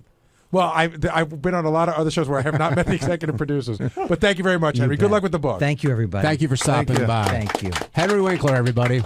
A guy I never thought I'd meet face to face. Wow. It's a pleasure. Unbelievable. I loved your King of the Hill episode, too, by the way. You know what? I cried at the end of it. You did? Yeah, when Bobby's on the horse, like up Yeah. on the mountain, yeah. Yeah, Bobby was like a little boy played by this fabulous woman. Mm-hmm. Yeah. Hey, before you go, we got a call for you. We take a call? Yeah. Wheels, you're on the wrap-up show. Hey, my man Fonzie, do me a favor. Can you say hey, Wheels, for me? Wheels, babe, you're the greatest. No, say hey. Hey, all right. What are you so specific? I love you. I love you, Henry. And I'm crazy about you, Wheels. All right, thanks, buddy. Bye. Wow, you shut Wheels up. That's impressive. Hey, I'll take any Henry Winkler trivia question. When's Henry's birthday? I don't know. But I mean like more basic stuff. You mean like Fonzie trivia or Henry trivia? Henry trivia. All right, name a movie that Henry was in within 5 years of Happy Days. I don't know that kind of stuff. I'm talking I about know. like where he grew up and stuff like that. Where did I grow up? Night New Shift, York, right? in 78th and Broadway. Yeah, that's right. I went to PS 87. And then he went to Yale, too. I did. I got a master's degree. Yeah. Night Shift, great film. Thank you. Classic. Ron Howard's first film away from independence and for the big studio for Warner Brothers. Are you still close with Ron Howard? I am. He's like my younger brother. Yeah, I love him very much. And does the whole cast still stay in touch? We talk all the time. Marion Ross played Mrs. C, one of the great women of the 21st century. Well, you and your partner, just your producing partner, didn't you guys do a Happy Days reunion special? Yes, Michael Levitt. Michael Levitt, very recently, yes, right? Absolutely. 2006, I think, was the last time. And it was the third highest rated non-scripted show on the air. People love that show. People love Happy Days. I was right there for it. I just got, an OBE, an Order of the British Empire from the Queen of England. It just is amazing. That's great. Just amazing where it goes. Well, congratulations, and Thank good luck you. on the book again. Thank you for Thanks. stopping by. Bye, everybody. Take care. Thank you. Henry Winkler, everybody. On Wednesday's wrap-up show, we talked about Miss Howard Stern's date with Joe, and about Joe taking $200 out of Andrea's wallet. And Greg, Rob, and Lee, and they from Howard TV came in and gave their thoughts on the date. And we also talked about when this is all over, 5 years or whenever from now, when the show's all done, if we'll still get together and be friends and hang out together.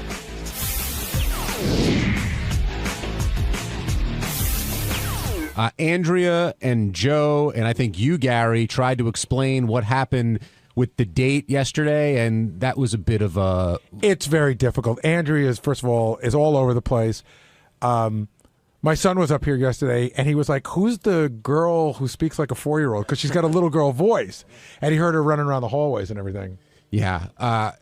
Andrea, I can't even describe how she speaks, but Joe was trying to talk, and you were trying to explain it, and there seemed to be a lot of chaos during this, and I don't even know what we learned from that, other than they did have the date. No, what we learned is that Andrea wanted her money, and she wanted her money before anything else, and then she got her money. And then what we learned this morning was he was trying to take some of it back. He said he just needed a couple of bucks, but Rob, our camera guy, thought that his feeling was he wanted some of his money back. So you think he was trying to sneak it, trying to swipe it back? We should get Rob down here. He's got a better idea about it. Like a rebate, kind of? Well, if we like had a refund. If she had a notice, would she have been informed? I don't know. I don't think so. I don't know. I wasn't there. Can I tell you something weird that happened yesterday, too? Sure. I told Howard this morning. So my older son's up here because he's been, he's doing a little bit of work up here, upstairs in sports. So he's here yesterday, and she walks into my office and just proceeds to plop down in my lap. Andrea, Miss Howard Stern. Miss Howard Stern. And she goes, Gary, she throws her arms and she's like, Gary, what happened between us? How come we can't be close like we used to be? And I said, Andrea, I'm going to ask you a favor. I said, you see the big kid out there? That's my son, and I really don't want to explain to him. Did you explain it to him? He didn't ask. I don't know what he saw, what he didn't see, but I got her off my lap fairly quickly. I said, that's my son, and I really don't want to have to say him go home and tell his mother that some cute blonde plopped down on my lap. Yeah, so how was work today, everyone? Jim in Pennsylvania, you're on the wrap-up show. Yeah, how you doing, John and Gary? Hey, good to talk to you. I just had, from what I could hear from today's call, it sounded like when Andrea was there, it sounded like they were at the airport, and Joe was saying, hey, I need a couple of your dollars back here to get your plane changeover fee I got to pay, and I'll get it back to you. Don't be worried. But yeah, but they weren't at the airport. They were in a hotel room. And Craig Carmel's here from Howard TV. And Greg, do you have the lowdown on this? What happened? Was there a rebate? Was a refund requested? Did he try to take the money back? Not while I was there yesterday during the date, but I don't think the guy spoke for the first 2 hours of the date. It was just this running stream of consciousness where she went from one horrible story to the next about, getting pregnant at 17, to like her relationship with her parents, to several abortions she's had, to her sugar daddy, and then sort of segued that into the money request. Hey, I couldn't understand. She brought it up yesterday on the show. She brought it up yesterday to me in the hallway, and then I heard it on the tape. When she says, I'm going to call my daddy, is she talking about a sugar daddy, another kind of daddy, or her actual father? No, her actual father. Okay. Because she spoke about how bad her relationship was with her mom for a good 15 minutes, trashed her mom, and then went into how her dad basically gave her everything until he lost his money and wasn't able to provide for her. That's when the stripping started. When she talks about her daddy, somehow it sounds very dirty. Yeah. And was this... You always think of the guy from what's his name, from the Bunny Ranch? Yeah. When someone says daddy? And was Joe dissuaded at all as he listened to all this, or was his money was down and he was in for the long haul of the date? I felt like initially he was down for the long haul because I think he saw a light at the end of the tunnel. Mm-hmm. I think he thought, this could lead to something. I think he was genuinely attracted to her, and he's got a ton of money, and I think he said he'd been divorced twice. So, but at this point, if he's still into it, he's some sort of saint. But who's more into who at this point, do you think? She's definitely just seeing dollar signs. It's, from my opinion, anyway. I mean, she she cut right to the chase after 2 hours of talking to herself. This isn't about true love. Is that what you're telling me, Greg? Listen, I don't want to be a cynic because I do believe in true love, John, but I don't think this is going anywhere unless you can keep, forking out the cash. Hey, Rob, our camera guy is here. What's up, man? So you were there when Joe and Andrew, you were shooting in the room when they were on the phone this morning, right? Yes, I was. So did you see him take the money out of her pocket? Where did he take it from? He said he took it out of her bag because, what did he say? He said he had to go get snacks in the middle of the night. And, so he had taken it out earlier than when she noticed it. Yeah, later on, earlier that night, because he said he had no money for. But $200 worth of snacks? Yeah, and then he didn't wind up using it because he still had the $200 bill. In your opinion, if she'd have left for the airport, would he have mentioned it to her? Absolutely not. I don't believe so. Did he wait? Sounds like they're meant for each other. Were you in there when he actually took the money? No, he did it the night before. So he told you then he did the night. Yeah, no, we said it on the air. Yeah. I just wasn't sure if he did it with a wink to the camera or something like that. But I don't know. That's pretty scummy. If he. Well, it's his money. He didn't. It's what not. do you mean it was his money? It's in other words, it's not. He didn't pay her for something. But Gary, he gave. If you give me something, it's no longer yours just because I know. It's a gray area. It's not a gray area at all. Where's the gray? Maybe he gave her all his money, and then he had no money to get to the airport. Lee, what do you have to say about this? This is Lee from Howard TV. Yeah, we were there this morning to get, post reaction and stuff after they were on the air. This is my impression of him. I felt like he realized after spending a night with her that he's like, I've got to get out of this. I mean, he was bringing up things that he even turned to her and said at one point, why didn't you pick the bald guy? And she even picked up on it and said, why would you ask me that? You just spent a night with me. It just seemed like he was really ready to go. He was booking her flight for her. I mean, if he could have pushed her out the window, it seems like he would have done it. He just wouldn't commit to us saying that there will, 100% be a next time. That's what I got. I understand that. If he says it doesn't work out and he wants to move on, so be it. But taking the money back that he gave her already, that's a whole other. If it's one of those things that's probably be impossible to ever prove unless he admits to it that he intended to. Listen, the guy needed snacks, for God's sakes. It's a lot of snacks. Hotel snacks are expensive. That's true. Imagine putting $100 in the vending machine. You get 99 Susan B. Anthony dollars back. Jim in Riverdale, you're on the wrap-up show. First time, long time, guys. Listen, I worry about Robin sometimes. I think that she's kind of married to the show. When the show's over, that's when I think the depression and the loneliness will set in. Make any sense to anybody else in the room? I think we'll all be depressed and lonely when this show is over. I think we'll all miss it. And single. No, but I think we'll all miss this show in a big way. So, but you have significant others, Gary. I mean, you got a family. You got you got your boys. But Robin's going to be the one that's really. Could you think about it? She's the one that's going to be really left out there. I'm sure you guys will be keeping contact, but it's not going to be obviously an everyday thing like you used to. You know what I mean? I don't know about that, Jim, because Robin is anything but not busy. She keeps herself very occupied doing a lot of different things, and I don't know if she'll necessarily be bored when the show goes away. Plus, who knows what she's going to do after the show ends. Yeah, but in terms of... She needs a cock. She needs a cock between those big monkey tits. Let's be honest. Jim brings up another point, not this point. That's being a goofy point, but... The point that Jim brings up is say the show goes for the next 4.5 years and then it ends. How it goes, I'm not resigning, and everybody goes to do on their own thing. Do you think that everybody will stay in contact, and to what degree? I think everyone will want to stay in contact, but you get a new job and you meet different people, and naturally the thing kind of falls apart. Like, I think Sal and Richard will always stay in contact. I think you and I will probably always stay in contact. But like, I wonder, like, I see Fred every day. I don't see him that much socially unless we go out to events. But the idea of never talking to Fred again makes me really sad. But so I guess someone's got to make an effort. I think there will be events and occasions and things like that to keep everybody together. But it's not the same as seeing everybody on a same day basis. Do you think that at some point after the show's over that there would be some sort of a museum of broadcasting event that would reunite everybody, would bring back Jackie and John and everybody? I'm sure people would be up for that. Ronnie would probably have a reunion for us on his show. Like, get everyone together on the stage. Do you think you're going to stay in touch with people? Some people. I think nowadays it's so much different than it was even 10 years ago of staying in touch. So yeah, I think to the like the Facebook kind of way, like, hey, how you doing? What you're up? That kind of way. And then I'm sure some people just because they're nearby or something, I'll end up staying more in touch. You're right. Electronically, it's easy between Facebook and email and everything else. But I'm talking like physically get together and hang out. I don't know. It's a good question. Well, I guess we're going to find out in 4.5 years, right? Well, maybe we'll sign for another 5, and we'll find out in 9.5 years. On Thursday's wrap-up show, once again, proof that you never know who's going to walk by the studios here at SiriusXM. Nick Cannon walked by, and Gary flagged him down and was able to get him to come in. And the two of them kind of hashed it out over whether or not there's a beef between Nick Cannon and Howard, and it got pretty interesting. Check it out.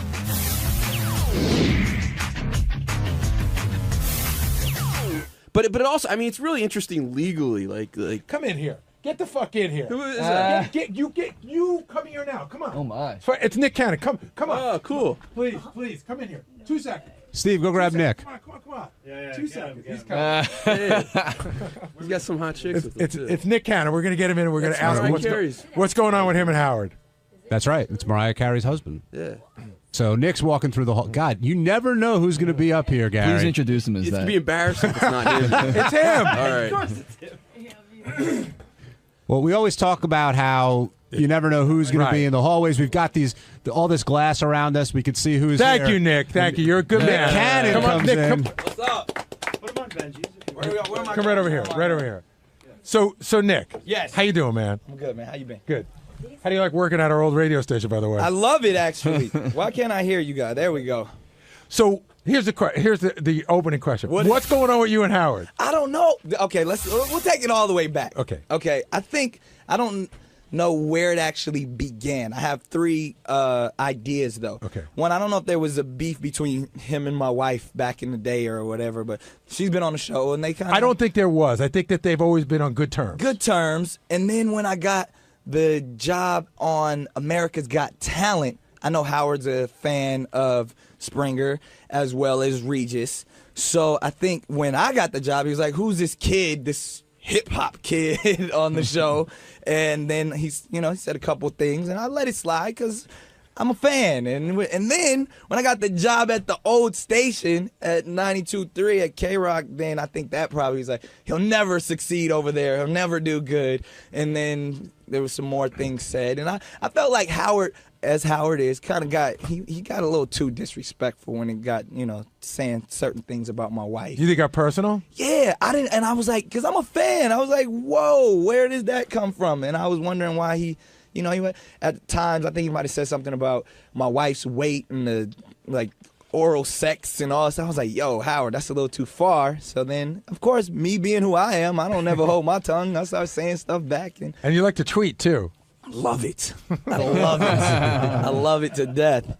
Because I know a lot of times I follow some of your tweets and you say Howard's old and he's tired. Old, white trash. I say all that stuff to just piss everybody off. So is this a matter, Nick, of you two just getting under each other's skin? And I don't know. I'm a fan. I listen to you guys. I listen to the show all the time. And I see it for what it is. I mean, it's entertainment. I know good radio is good radio. You can't really go wrong, and Howard's the best to ever do it. But I still got beef with him. I still, he has to respect the young man. So the question is, if he ever said, hey, Nick, why don't you come on the show and let's hash this out, would you do it? Oh, that was the thing, too. I remember that you guys did a bit, like when I first got the job on America's Got Talent, you trying to get me on the air, and I was out in L.A. shooting a show. And my stepbrother is actually a really big Stern fan. And he was like, yo, you got to call. And like, yo, I can get money if you call. And I was like, I would call, but I just didn't have the time at the time because I was out on the West Coast. And I don't know, at this point now, because I know how you guys roll and how you operate, it's kind of be like I'd be playing on y'all territory, and it'd be dangerous. That would be my only thing to come in there. I would give you 2 reasons why you'd want to come in. Because first of all, when you're looking Howard in the eye face to face, right, it's an easier conversation than say if you're on the phone. Right. And the other thing is you can say whatever you want.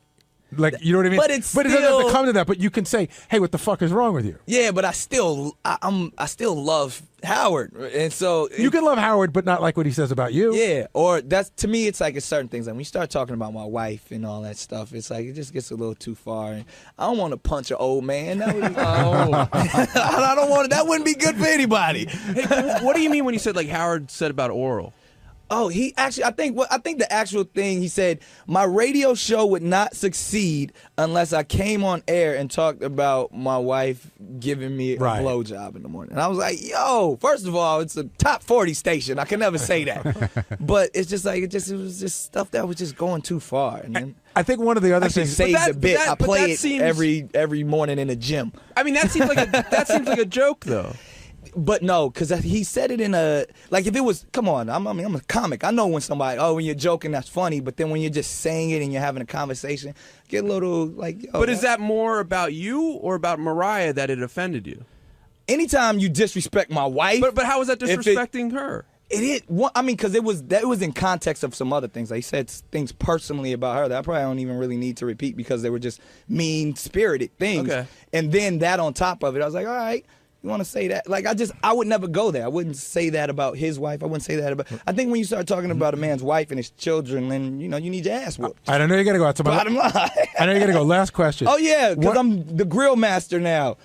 You're Baba Booey. I'm the grill master. I'm like at the hot dog contest. That's why I'm here. Oh, so plug what you're doing. I'm here because I'm like doing my thing at Coney Island. There's a hot dog eating contest. I have my own morning radio show. I tried to enter the contest. It didn't work. So now I'm just cooking the hot dogs and serving people Pepto-Bismol. All right. The last, well, good luck. The last question before you go. I know one of the things that makes Howard crazy is when somebody who's not a radio person steps into radio, his feeling is always like, oh, they're going to think it's really easy. Wait till they see how hard it is. Is it hard? It's definitely hard, and I never thought it was going to be easy. I was a kid who kind of grew up, like, as a comic. I was interning at different radio stations, so I kind of always had a little background, but I knew morning radio was intense, and that's why, I tried to prepare and do everything that I had to do to kind of take it on, and I love it. Like, I mean, I don't have to do it. I remember I was listening one time, you were saying, like, because you like Drumline. Thank you for that. It's a great movie. I love that. I love that movie. You didn't know that was me? All black guys look alike. Don't worry about that. No, but it was, you were saying, like, why do I do morning radio? Like, right, why do you need to do it? Because you have a whole career. Yeah, like, I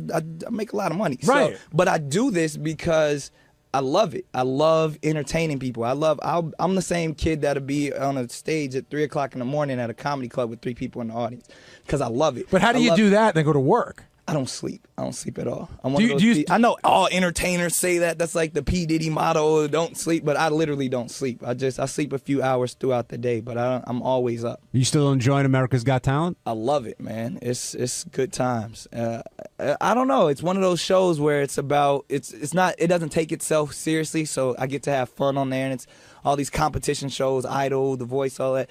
We actually get to have fun on our show. I so admire. I didn't know that was you. Like how hard you worked to get in the drum line.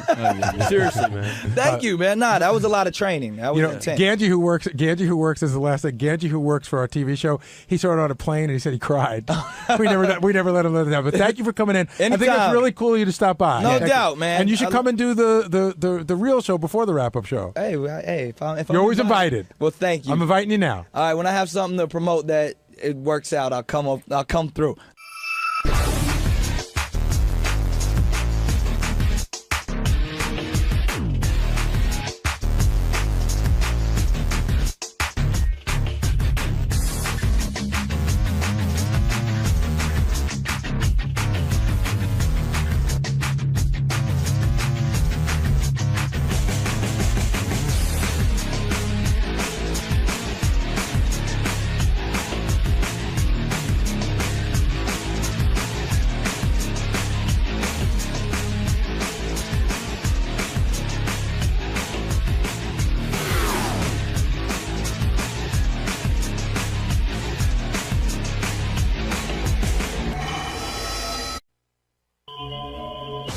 He's the guy who started the TMZ website. I didn't know this about him, but he doesn't own that thing. I thought it was just his thing. Kidding. No, it's Time Warner owns it.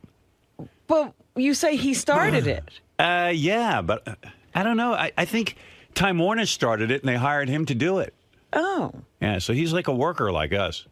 I thought he was the man. No. Here, Harvey Levin is the creator and managing editor of TMZ.com. So maybe he was working for Time Warner at the time. I don't know how it all works. I got to ask him. We'll have to find out. He also hosts TMZ on TV, which is syndicated on Fox stations across the country.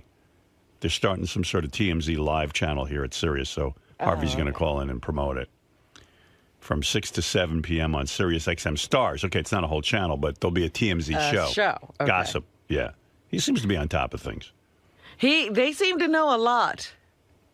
Yeah, I'm just wondering, does he get a cut of that thing? Or there's Harvey now. Hey, Harvey. You know, my mother wanted to name me Harvey. Really? My father put his foot down for once. Like, my father wasn't the type that actually told my mother what to do. But you think Harvey's better or Howard's better than Harvey? Howard's a really shitty name, but Harvey's 50 fucking times worse. Ask Harvey. Hey, Harvey. You are so right. Yeah. You are so right. You're not going to believe this, but it was between two things, seriously. It was Harvey or Pierpontal. Oh, God. Pierpontal?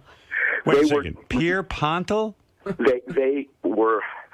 My dad told me that they were drinking one night. They were having a party, and they were coming up with names.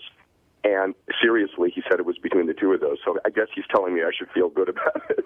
Well, yeah, that's kind of my parents' rap. I'm always like, why Howard? I mean, life's hard enough. I mean, it's such a shitty name. Who looks at a baby and says, Howard? And my mother goes, that's right. I wanted to name you Harvey. But because they had to use an H because they named me after my great-grandfather, who was a total fucking shit. He was the devil. Why they had to name me after him? According to my mother, he's a horrible man. Why would you name me after some dude like that? He did a terrible thing. You know what he did, Harvey? What? My great-grandfather. This is the guy I'm named after. This guy was such a skunk. My mother started explaining this to me. I was like, well, why would you name me after him? This was my mother's grandfather. He was like living in Germany. And he said, hey, I'm going to go to America and make a whole bunch of money to bring you guys over. He had a wife and a bunch of kids. And he comes over and he forgets about them. Gets married, has a whole other family. The Holocaust happens, and they all get killed. Oh, my God. And they wanted to come over, and he wouldn't even let them over. Oh, my God. That's who I'm named after. Oh, my God. Yeah. I mean, you believe this? I'm stunned. Yeah. I wish I was Pierpontal. I really do. I've never heard of the name Pierpontal, but I think it would be better. Is that really a true story? Yeah. Oh, my God. It's awful. I go to my mother, why would you name me after? She goes, listen, when I was a little girl, my mother would bring me to his house. She wouldn't talk to him because, of course, everyone was dead from the family. But she would send me, as a little girl, she would send me up the steps to his apartment, and he would play with me and push me on a swing. So he was very nice to me. I go, well, okay, he was nice to you. Your mother wouldn't even fucking talk to the guy. Unbelievable. Like, why would you curse me with that? Unbelievable. Well, you did fine. I did fine. Look at what an upstanding guy I am. No, you did great. Harvey, we were just talking about this. The website TMZ, I thought you owned it and started it. Well, I started it. Yeah, but Time Warner owns it. Yeah. How does that work? That you start something they own? Because he was working for Time Warner. Is that what it is? Yeah, there are a million stories like this. It's like a guy who works for a drug company, invents the cure for cancer. The company owns it. Yeah, I know all those inventions that Bell Labs had. Nobody ever got credit except the company. See, to me, you can say this to me and I can wince, but today, I just think, can you imagine? I hear about MySpace, what happened to MySpace, and I'm just thinking, things could be worse. Can you imagine that a company that was worth $600 million was sold for $30 million? How they screwed that company up? Yeah, that's unbelievable. And you know what else I think about when I think about MySpace? How come Sumner Redstone at Viacom doesn't hire back that guy who lost out on the MySpace bidding? Because that guy seems to now be a winner. Yeah, Tom Freston. Right. Like Tom Freston saved Sumner Redstone a fortune, and Rupert Murdoch ended up buying MySpace. Remember how they both were fighting over it? Right, they were vying for it. That's right. And Tom Freston was like, I don't think we should be paying this much for it. So Sumner fired him for not getting it. Meanwhile, he should be blowing Tom Freston. Right. Where's Tom now? Right, Harvey? Right. It's like, and the really funny thing now is that now they're going to have Justin Timberlake kind of run this thing. Justin Timberlake? Yeah, no. Apparently, in the new company that bought it is going to use Justin Timberlake. It's like they saw Social Network and they thought, oh, he knows a lot about this. Oh, oh my They think God. he's the guy from the movie? They think he's the guy who he invented that Napster. So they hired Justin Timberlake because he was good in the movie. The world is going crazy. Hilarious. Oh, that is great. Hey, I didn't know this. TMZ, do you know what TMZ stands for, Robin? No, I don't. All right. TMZ stands for 30 Mile Zone. It originally referred to the site's concentration on the 30 miles around Hollywood. I didn't know that. Yeah, that's pretty But good. you know how it came up? It's actually in the back of the way we found it was it's in the back of every after contract. And what happened was, you know L.A. pretty well. Yeah, a little bit. You know where the Beverly Center is? It's in kind of West Hollywood. Mm-hmm. It used to be right around there was the Writers Guild. So if you did a movie within a 30-mile radius of the Writers Guild, you didn't have to pay to put extras up in a hotel room. But if you did it outside that 30-mile radius, you had to pay for hotels and per diem. So they called it the 30 Mile Zone. It was done in the 20s, and it kind of went away, but it's still in the back of these contracts.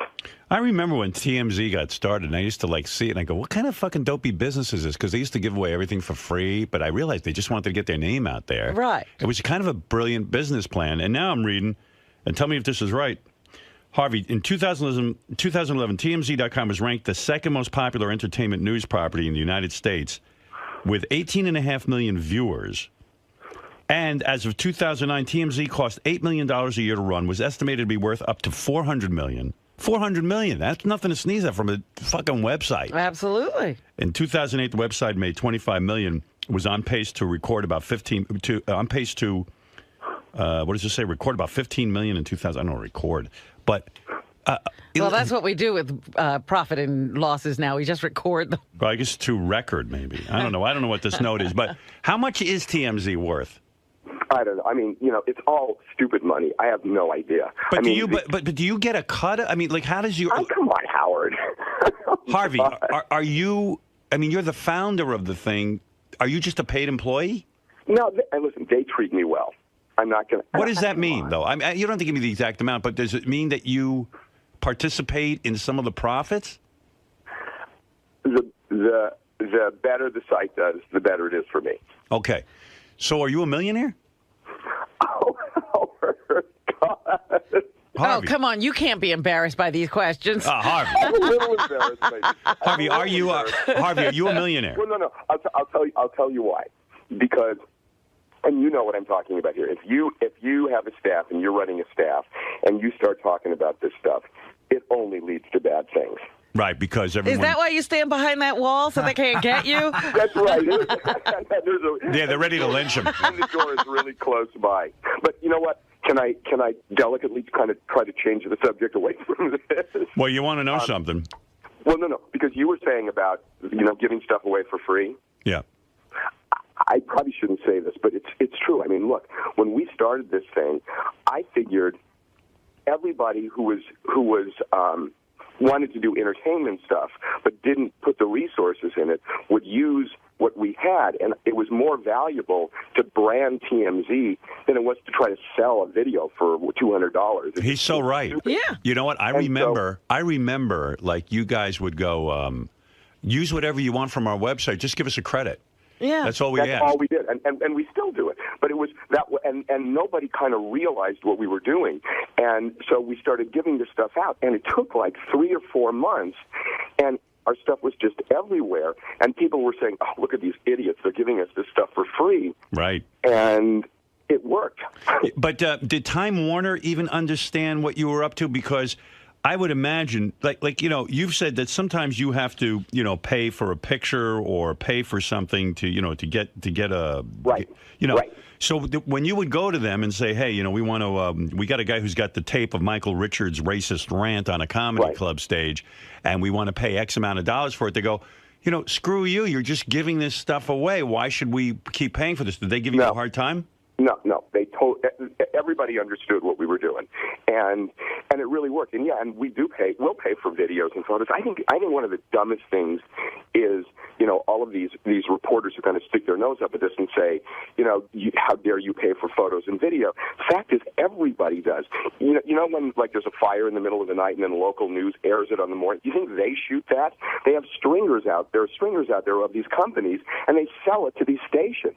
And there's nothing wrong with like buying a photo and a video because it's objective. You can't say that a photo is somehow altered if you pay $100 for it. It doesn't matter to me whether somebody else shoots it or I pay a camera guy on my staff to do it.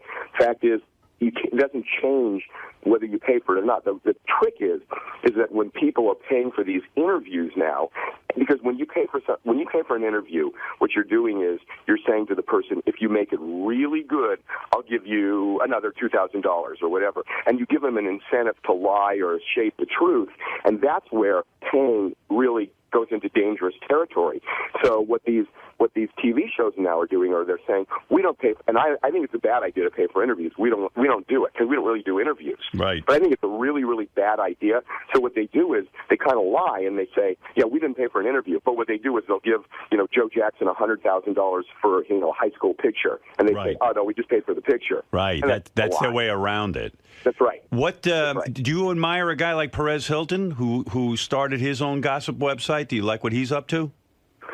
Well, yeah. I mean, look, I remember meeting him really early on in this thing, and what I remember, and I don't get out much, right. And I don't really interact with a lot of people, but I do remember meeting him right when we started TMZ, and he was real young, and I thought, this guy is a hustler, and he was telling me that he used to hang out at the Coffee Bean on Sunset Boulevard to get stories, and he'd meet people there, and this is a really, in many respects, journalism is a lazy business that people just kind of wait for wire copy to come, and and he wasn't like that, and I don't know, I admire people who hustle.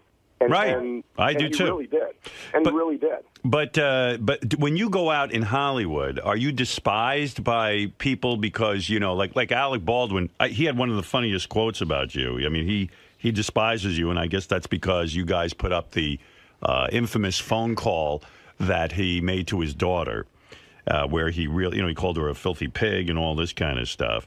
And Alec Baldwin said, I actually thought this was kind of funny. He says, did you hear this quote? Seemed to be that breed of tabloid creature that realized an almost sexual level of pleasure from ruining other people's lives. So when you go out, Harvey, do people give you shit all the time like Hollywood types? No. They don't? I mean, look, I know you see the show sometimes. Yeah. I mean, look, the show is a laugh. I mean, the show is real different from the website. I mean, the website, right. we try to do is just break news. The show is a laugh. So if we were out there confronting people, the show wouldn't work. The show is supposed to be engaging people, having fun with them, and I think they like being on because it reaches a much younger audience than some of the traditional shows. So, I mean, look, we just want to have fun with these celebrities, and I got to tell you, it's for me at least. I'm just telling you my experience. It's almost the opposite. Wow. But we really have fun with people, and they'll come up and they say, "Oh my God, I watched the show." And Harvey, why not go off on your own and stop working for Time Warner? In other words, why not go do this? Because you're a hardworking guy. You get all this gossip and stuff. Why not go off and just do it on your own? What do you need them for? I really like where I am. I mean, I really like where I am.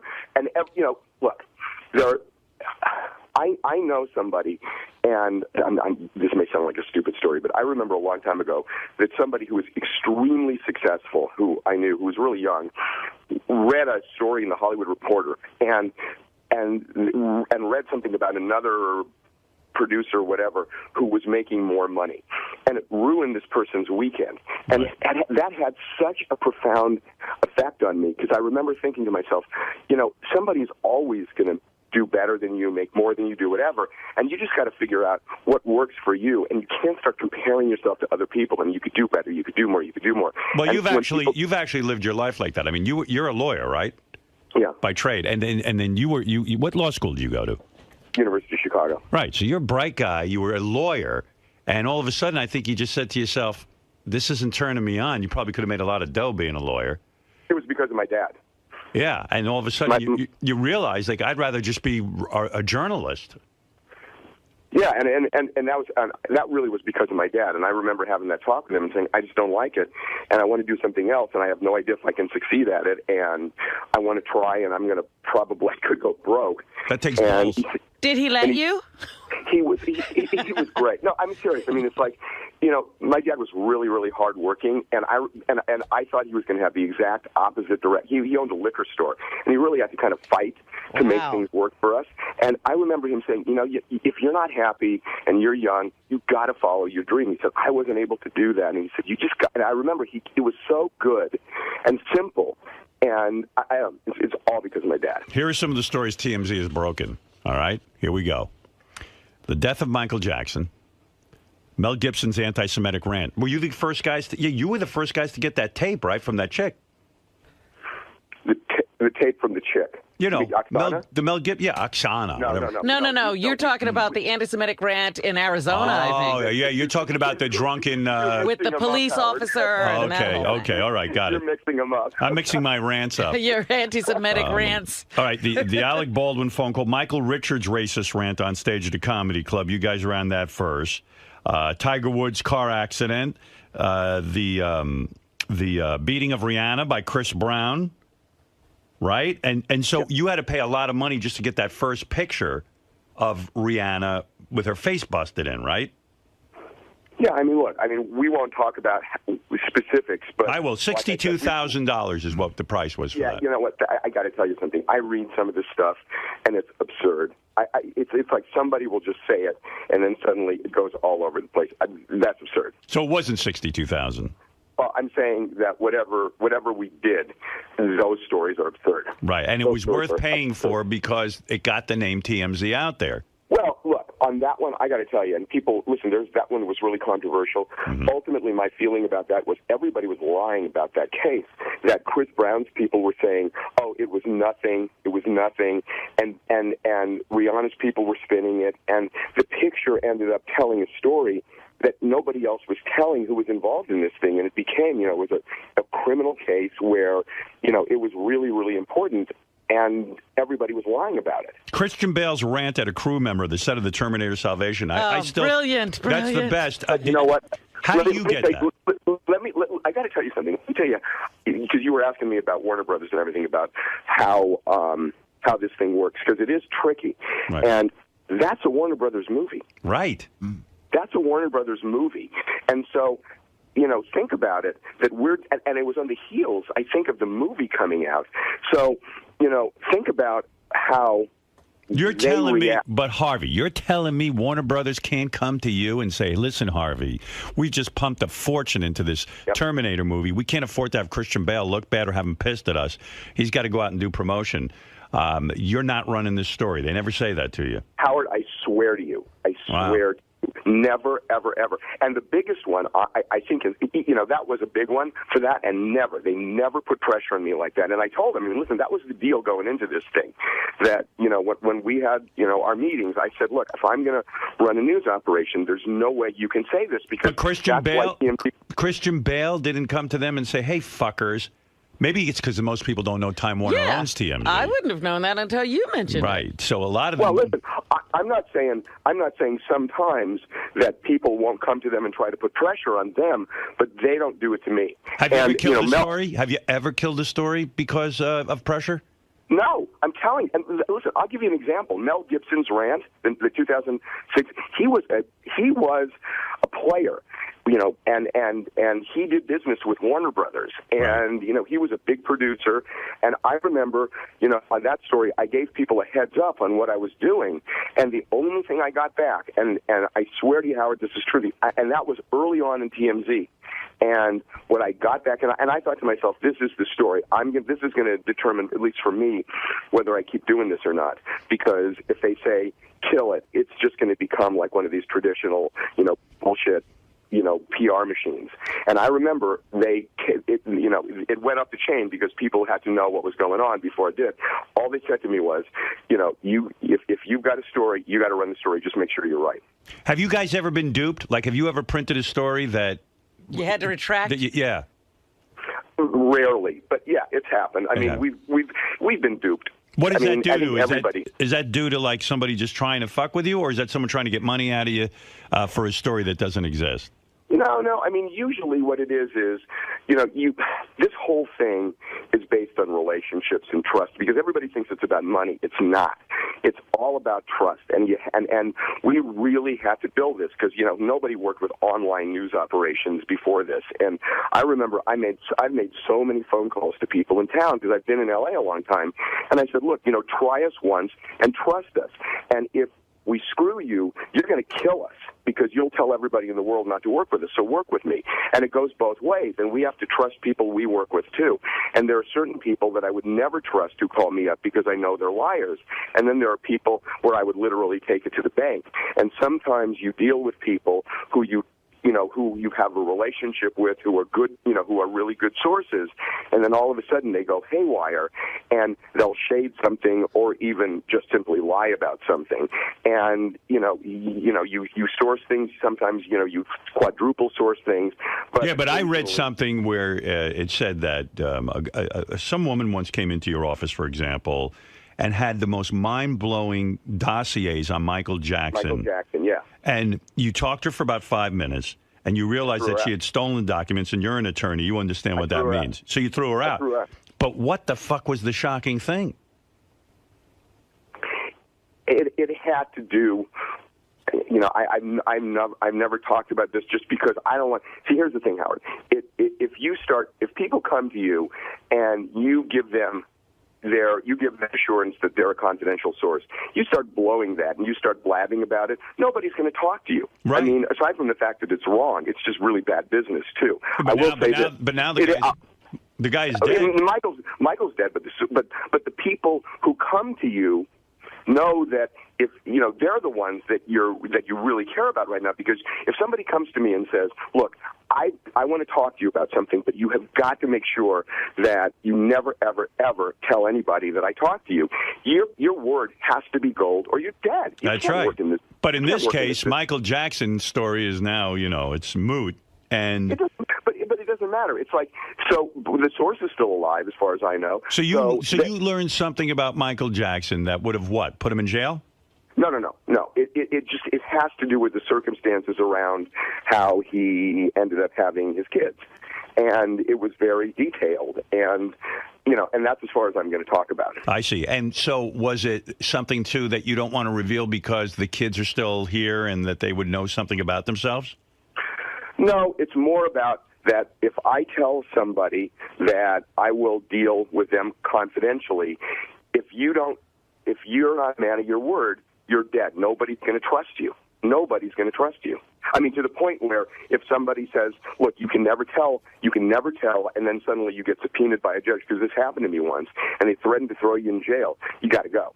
I don't understand the line with the gossip, because like you've even said, you struggled, but let me ask you this. You struggled with the David Hasselhoff video where his daughter had taken a picture of him drunk, a video of him drunk, and you said, hey, you know what? This was meant to be private. I'm not going with this because David Hasselhoff's daughter took it, and this isn't right.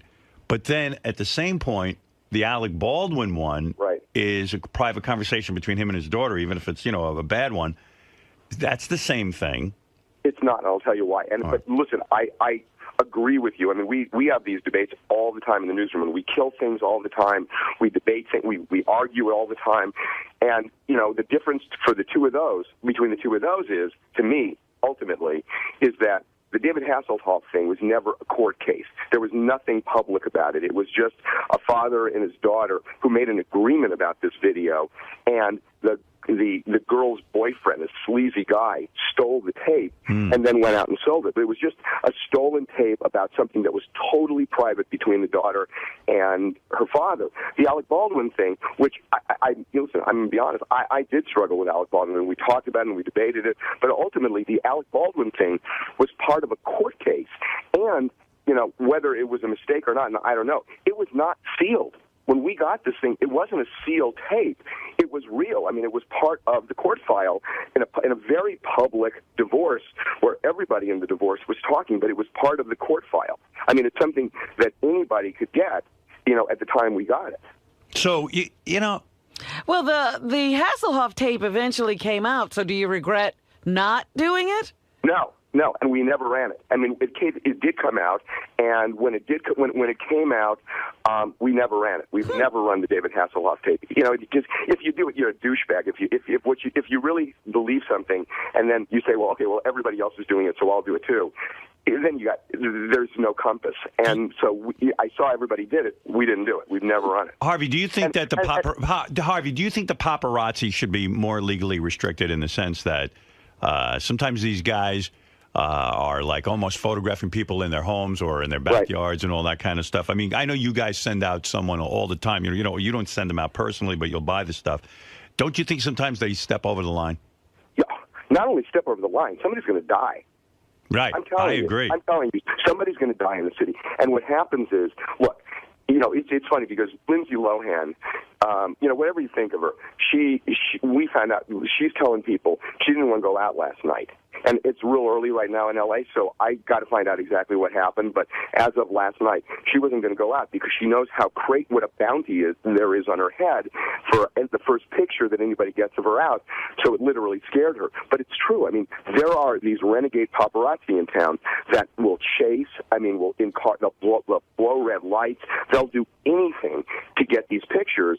And what is a picture of Lindsay Lohan worth right now? Yeah, what first picture can we have now? Yeah, I mean, it's the first picture of her going out of house arrest, you mean? Yeah, I mean, they'll probably get a picture of her, you know, at a club or I don't know. I mean, that's just the way this thing works. I mean, look, there are a lot of paparazzi in this town, and there aren't that many interesting things to shoot. So they don't know whether it's going to be interesting. So it doesn't matter whether it actually is or not. It's the chase and the possibility that they're after. So Harvey, were you out a person? Were you, in other words, let's say a big Hollywood star is gay, but he's living I can already answer it. No, you would not. I don't want to be bedroom police in this thing, and that was what we decided, you know, at the very beginning of this thing, that we're just not. I mean, that's kind of, we got a bunch of things that we kind of say these are our rules, and I don't want to be bedroom police. I mean, Harvey, is a picture of me worth anything? I'll send you one, and you send me the money. You know what I mean? Depends on what you're doing. But you will out cheating. Well, if they cheat, you will out them, right? No, I mean, like what? Like, let's say you catch a, I don't know. Let's say you caught some married guy. Yeah, Tom Hanks. Let's say you caught him cheating. If you caught Arnold with his maid, right? You would have to go with that, right? Well, look, I mean, we're doing the Arnold story, and I suppose you could say that that's cheating. But I mean, does that feel like just a cheating story to you? No. I mean, that's just crazy. That's a crazy story. That's a crazy story. Yeah, you know, it's funny because we had a big debate on this yesterday. I think Arnold's going to be fine in this thing. I really do. What do you mean? Define fine. Yeah, what do you mean? A movie career? I'll define fine. The one of the dumb things that people do in this business, well, in the country, is they'll look at somebody in the middle of a scandal and they'll say he's finished.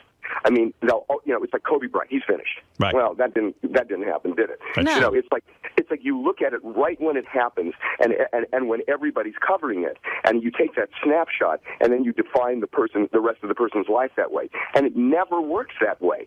Things get. You know, memories get dull. Right. People move on. Other things happen, and I think that's going on with Arnold. I mean, it's a crazy story, but ultimately, aside from his family who has to deal with this, who'd he hurt? How many kids does he really have? I mean, have you found any more? I don't know, but I mean, like, who'd he hurt? Well, you're right. I mean, I don't think that I do think. Look at Elliot Spitzer, who was our governor here in New York. He's got his own show on CNN. That's right.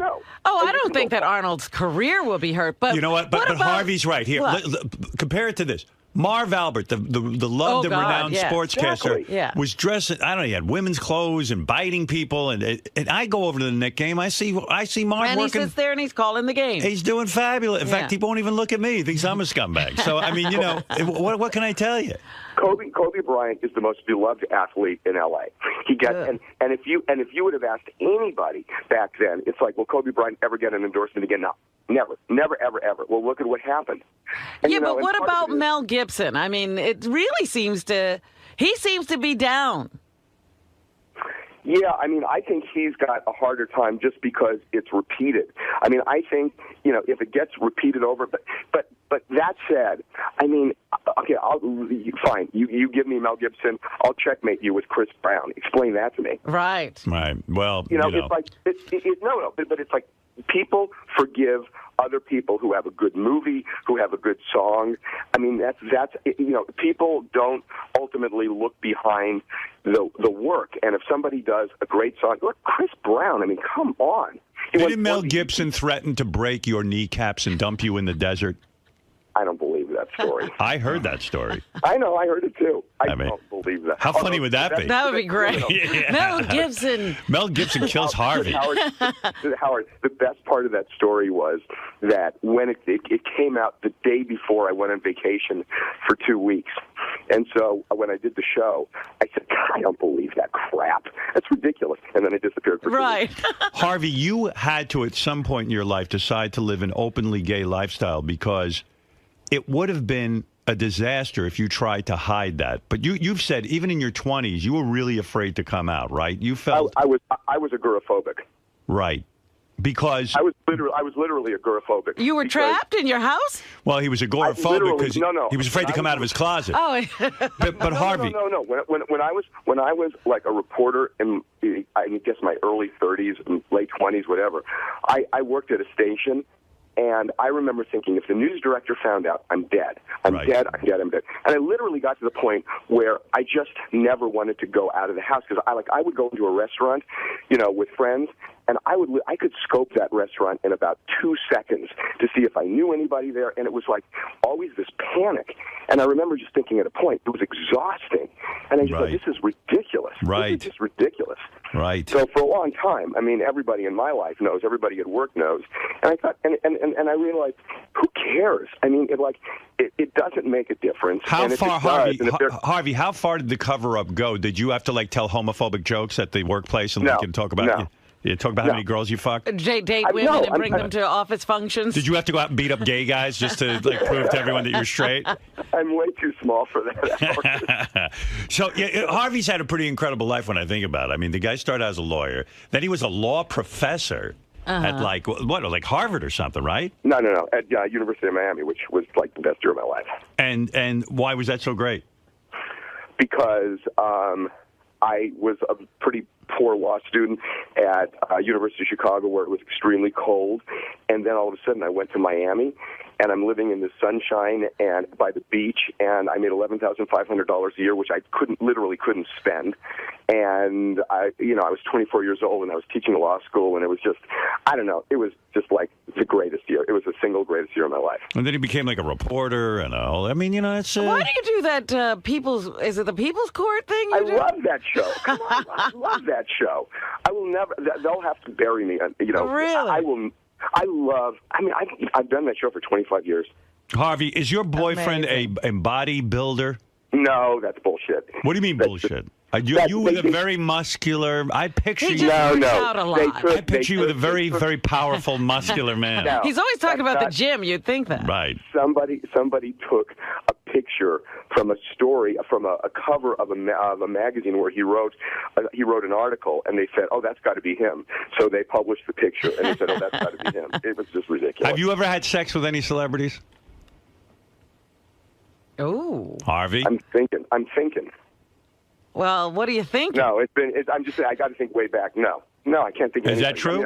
Is that a disappointment? You've had so many people. You don't. No. No. Robin, what I'm doing is I'm thinking back because we've been together 19 years. Ah. So I'm thinking back. Have you ever made out with a celebrity? But do you ever get Harvey? Do you ever get hounded by the paparazzi? Do you ever get actually followed around now that you're on television all the time? Yeah. You do. Yeah. And do you tell them they're not allowed to? Wait a minute, guys. I won't buy these pictures. That's right. You can't do that. You That's can't. right. I mean, it's funny because I remember I got a ticket for texting in Venice, and I mean, it was terrible because it was really, really congested that day, and I'm just kind of standing there, and I have a convertible, and people were driving by, and they just thought it was so ironic, and everybody was coming by and taking pictures of this thing. Were you and I remember were you thinking, oh shit, I hope no one prints this of me getting a ticket? Howard, you know what I did? I got the first picture I could find, and I put it at the top of our website that I got. The top of our website that I got busted. That's so smart, actually, because you beat everyone else to it. Have you ever had to do a story on a personal friend? Yeah. You have. I mean, personal friends. I mean, people I know. I mean, over time, yeah. What was it? Well, who was? Think of an example of a friend that you had to do a story that they were not happy about. Oh God! I mean, there are like a lot of these people. I mean, I know on different levels. I'm trying to think of who. I'm trying to think. You know what? It's more like, the people who work with the celebrities than it is the celebrities. But sometimes it's the celebrities. I mean, it's nobody that's, my best friend or anything like that. But, yeah, I mean, I know a lot of these people, and sometimes they do things, and it's like, I think, why do, you have to do it. I mean, you just have to do it. I'm trying to figure you out. I'm trying. What are you trying to figure out? I'm trying to figure out. Are you the top or the bottom, Harvey? Honestly, you strike me as the top. Tell me what you think. You think he's the top? I do. I'll tell you why. Harvey. But his boyfriend is your boyfriend's the chiropractor bodybuilder type? He's a chiropractor. I think Harvey's. I don't know. I think Harvey's the top. I think Harvey's the top. I think Harvey would be in a traditional sort of way. If you looked at it from a heterosexual point of view, I think Harvey's you're wrong. the man. I think you're wrong. You think Harvey's the woman? I think Harvey started out as a bottom, but now he's a very powerful man and he's a top. I think he was a bottom and he stayed on the bottom. Harvey, what is it? All of America wants to know. We watch you on TV. America does want to know, actually. Harvey, come clean. Are you a top or a bottom? I'm not coming clean. What? Come on. What? Harvey. What? Harvey, it's time. You know what? This proves it. He's a bottom. Every top yells out, I'm a top. You can't indict by silence. Harvey, will you come to New York and get married? No. You will not? You don't want to be married? I didn't say that. I just said I'm not going to. What? You're going to like. I mean, look. I think it's great. I mean, I think it's great that that these laws passed. I mean, if it happens in California, that's a difference. I'm a Californian. I know. I mean, I think it's time to move to New York. Harvey, if it came down to that, though. I think this whole thing's going to change. In 15 years, it's going to be like, the 50s with segregation and everything else. I think it's going to change in 10 or 15 years anyway. Harvey, should two tops be allowed to marry? Even I draw the line at that. And I'm very liberal. It can't love solve any problem. Howard, I guess they can't, right? That's right. They can't. That's wrong. Harvey, if it was to happen where we're all praying you get married, it's been too long. But if it happened, would you be the one to propose, or would your man be the one to propose? So, Howard, I have said this for so many years, how smart you are. I know your game. I know what you're doing. What am I doing? I don't even know. I can tell you exactly what you're doing. What you're doing is when you can't get a direct answer, you think of roundabout ways of asking questions where you can suddenly piece things together. And then You're absolutely right. Because if you said you proposed, then I know you were the top. But wait a minute, we have been having this question. I know your game, Howard. That's right. You're wise to me. God damn it. What I know what Robin's way is. You want to know if Harvey swallows. He does. Stop it. Absolutely, he does. Stop. Well, he's not uptight.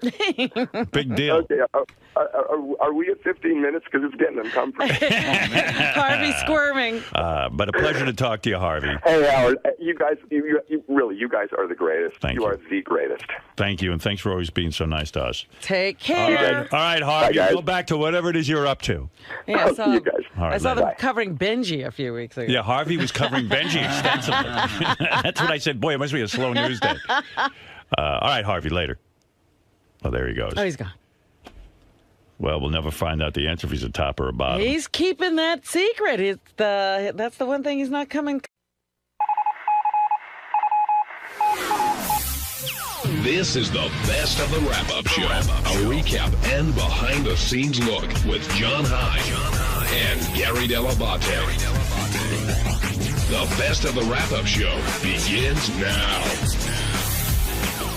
Hello. It's Baba Booey, Gary Dell'Abate. And on Monday's wrap-up show, we talked about our big guest of the day. Lady Gaga was in. She gave a great interview. She performed and sounded amazing. We discussed that. And we also discussed how high-pitched Mike was in my office trying to get into the moment while everybody was throwing dildos and fake penises at him. So it was a big discussion of the wonderful guest, Lady Gaga.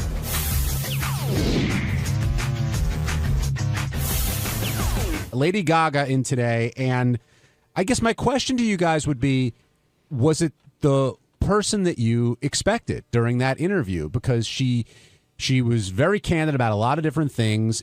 I didn't realize how talented she was musically until today. I'd heard her do stuff on piano before, but when you hear her do it live in front of your face, it's pretty compelling. I thought today was one of the best sounding performances we've ever had in the studio. There was something about the way they put whatever effect on her voice, and it wasn't an effect to make her sound better, it's just to soften it up a little bit. But the way she played, the way the piano sounded, the Steinway piano sounded, the whole thing, I was blown away by how good the performance sounded. I guess we got to give Scott the engineer some credit. He gets all the flack when it goes wrong, so kudos to Scott for getting that right. The other thing is, kudos to Scott. The other thing is, I was really struck by, when a guest comes in, there was a lot of hubbub about, talking to our people and talking to security and doing walkthroughs about which way she's going to come in. But at the end of the day, none of that really happened. And when you go in when somebody like that comes in, sometimes you go in and there are people like, oh, you can't come in, and they can be very yes or no. I found her to be very personable right away. And I don't think she knows who I am from a hole in the wall.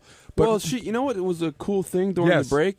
She said she used to watch the show, I guess when we were on E! Or maybe even the CBS show. She said as a kid growing up, she'd watch the TV show late at night and get in trouble from her mom. And she said that the only way she could watch the TV show was to watch the late one, which the show was on at 11 and it rebroadcast at 2 in the morning. And she said, I watched the 2 a.m. one.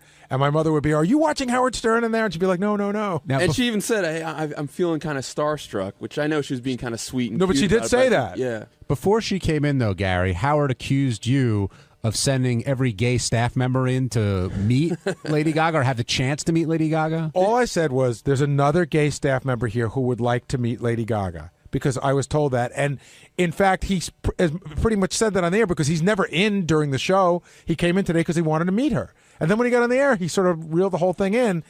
And I wish Howard would have spoken to him because he, to me, is one of the great untapped guests in the show. Don't you agree? Well, do you think he sandbagged you there a little bit? He totally did. Yeah. I think he didn't want to come across as like, oh, I'm like every other gay guy. I have to meet her. But he wanted to meet her. Yeah, we're talking about Chris from Howard TV. But the other gay guy who was dying to meet Lady Gaga and eventually got his dream fulfilled and reduced her to tears was High Pitch Mike. And Mike, I know you've got your concert T-shirt on, and this meant a lot to you. Yet during the interview, it seemed like you were getting some of that bullying that Lady Gaga always referred to, always refers to. I was trying to watch in Gary's office, the Oh, my monitor, God.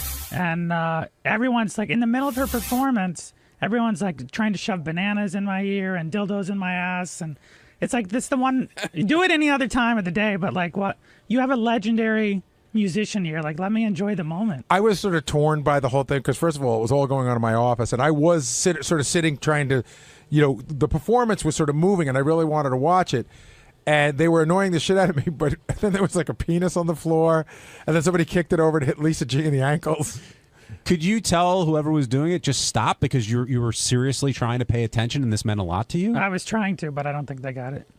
Because you don't think they meant that maliciously, do No, you? but I mean, like if Bruce Springsteen was in the studio, like I don't think anybody would bother Gary. If Well, in all fairness, if Bruce Springsteen was here, nobody would throw a dick at me either. True. I mean, I guess it comes with the territory of being gay, but Why was it so important for you to meet Lady Gaga? because, like I said in there, the music is fun. It's a great concert to go to, whatever. But if I think of myself 15 years ago, there was no Lady Gaga out there. There was nobody telling you, you know what, it's okay if you're gay. Don't listen to the people. See, I that bully you. I have a question. Isn't that sort of what Elton John has always said? Yes and no. Like, I mean, in the 70s, wasn't he married to a woman? And But okay, stuff? but that was you probably were barely born yet. Right. As you were growing up as a kid, Elton John was already out and was one of those people. Remember, he gave shit to Eminem, Right. and then they made up and all that stuff. So there's been other people who've had that attitude. But even him, to an extent, he's very flamboyant. And for people in the Midwest who think every gay person has a lisp and flamboyant and dresses so fancy, it's Gaga's. You hear her story and she was a kid in high school and she was unpopular and this and that, and people relate to that, and then they see where she's come up the ranks and changed. I think she's changed millions of people's lives. Hey, I know, Mike. I know you're sincere, and it was a great moment. But it just hit me like it sounded like you were giving her some credit about like being brave and coming out. Were you even aware of her when you came out? Her first single, Love Game came out right about the same time, around October, November of '08. So like she was kind of in the clubs. But she wasn't the reason that sent you out of the closet. No, not her per se. I mean, it was a lot of, some of the stuff here and some of the stuff with my mom, and even Howard getting married was like, and my parents' 40th anniversary. It was everything combined. It wasn't just one thing. But it almost sounded like you were giving Lady Gaga more credit for you coming out than Howard. Oh, no. I don't think for coming out. I was saying for changing the teenagers and the young kids out there who don't know how to deal with being gay. What did you think of that message she was sending today about, like, don't do drugs, don't have sex when you're at a young age? It's smart stuff, like I have nieces and nephews, and I don't ever want them to get into drugs, and you could say she's contradictory because she smokes pot or whatever, but everybody has a vice, and I think she's being as honest as Howard is with everything in his life. They're two equally iconic figures, and both of them kind of tell it like it is. Were you tearing up at all today? I don't think today. I think in the concerts I've teared up. A lot of things get me to tear up, but not just watching her perform. It's the fact of what she's doing. Hey, I thought Mike had a point, Gary, and maybe I can ask you, like, historically, like, sorry, that's is today the fame she's at right now, is she the most famous guest we've ever had on, you think, at the height of the fame? It's funny. I was walking my dog last night. I was talking to my neighbors, and I said I had Lady Gaga coming on, and they said, "Who's the biggest guest you've ever booked?" And I said, "She might be it." I mean, we've had Letterman on, we've had Billy Joel on, and Billy Joel is very important. I guess Lady Gaga's a bigger deal for me to get because Billy came on, I felt, because of his friendship with Howard. Like, I didn't nag the shit out of Billy Joel to come on. He just said he wanted to.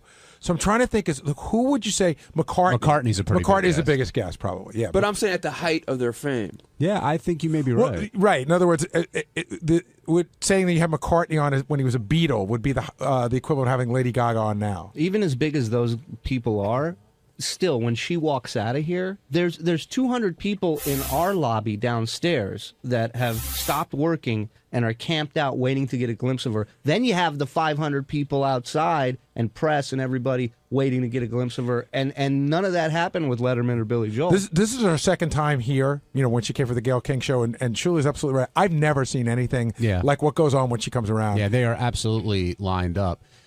Mike, with respect to how she was with Howard, was that the interview that you thought we were going to get today, or did she show a different side of her? Coming in beforehand, Howard's going to get something that no one else has gotten. So what did he get today? Well, the Blackberry songs, for one. Yes. Like, she said she didn't even want to play them. She's like, I don't want to. You don't want to hear this.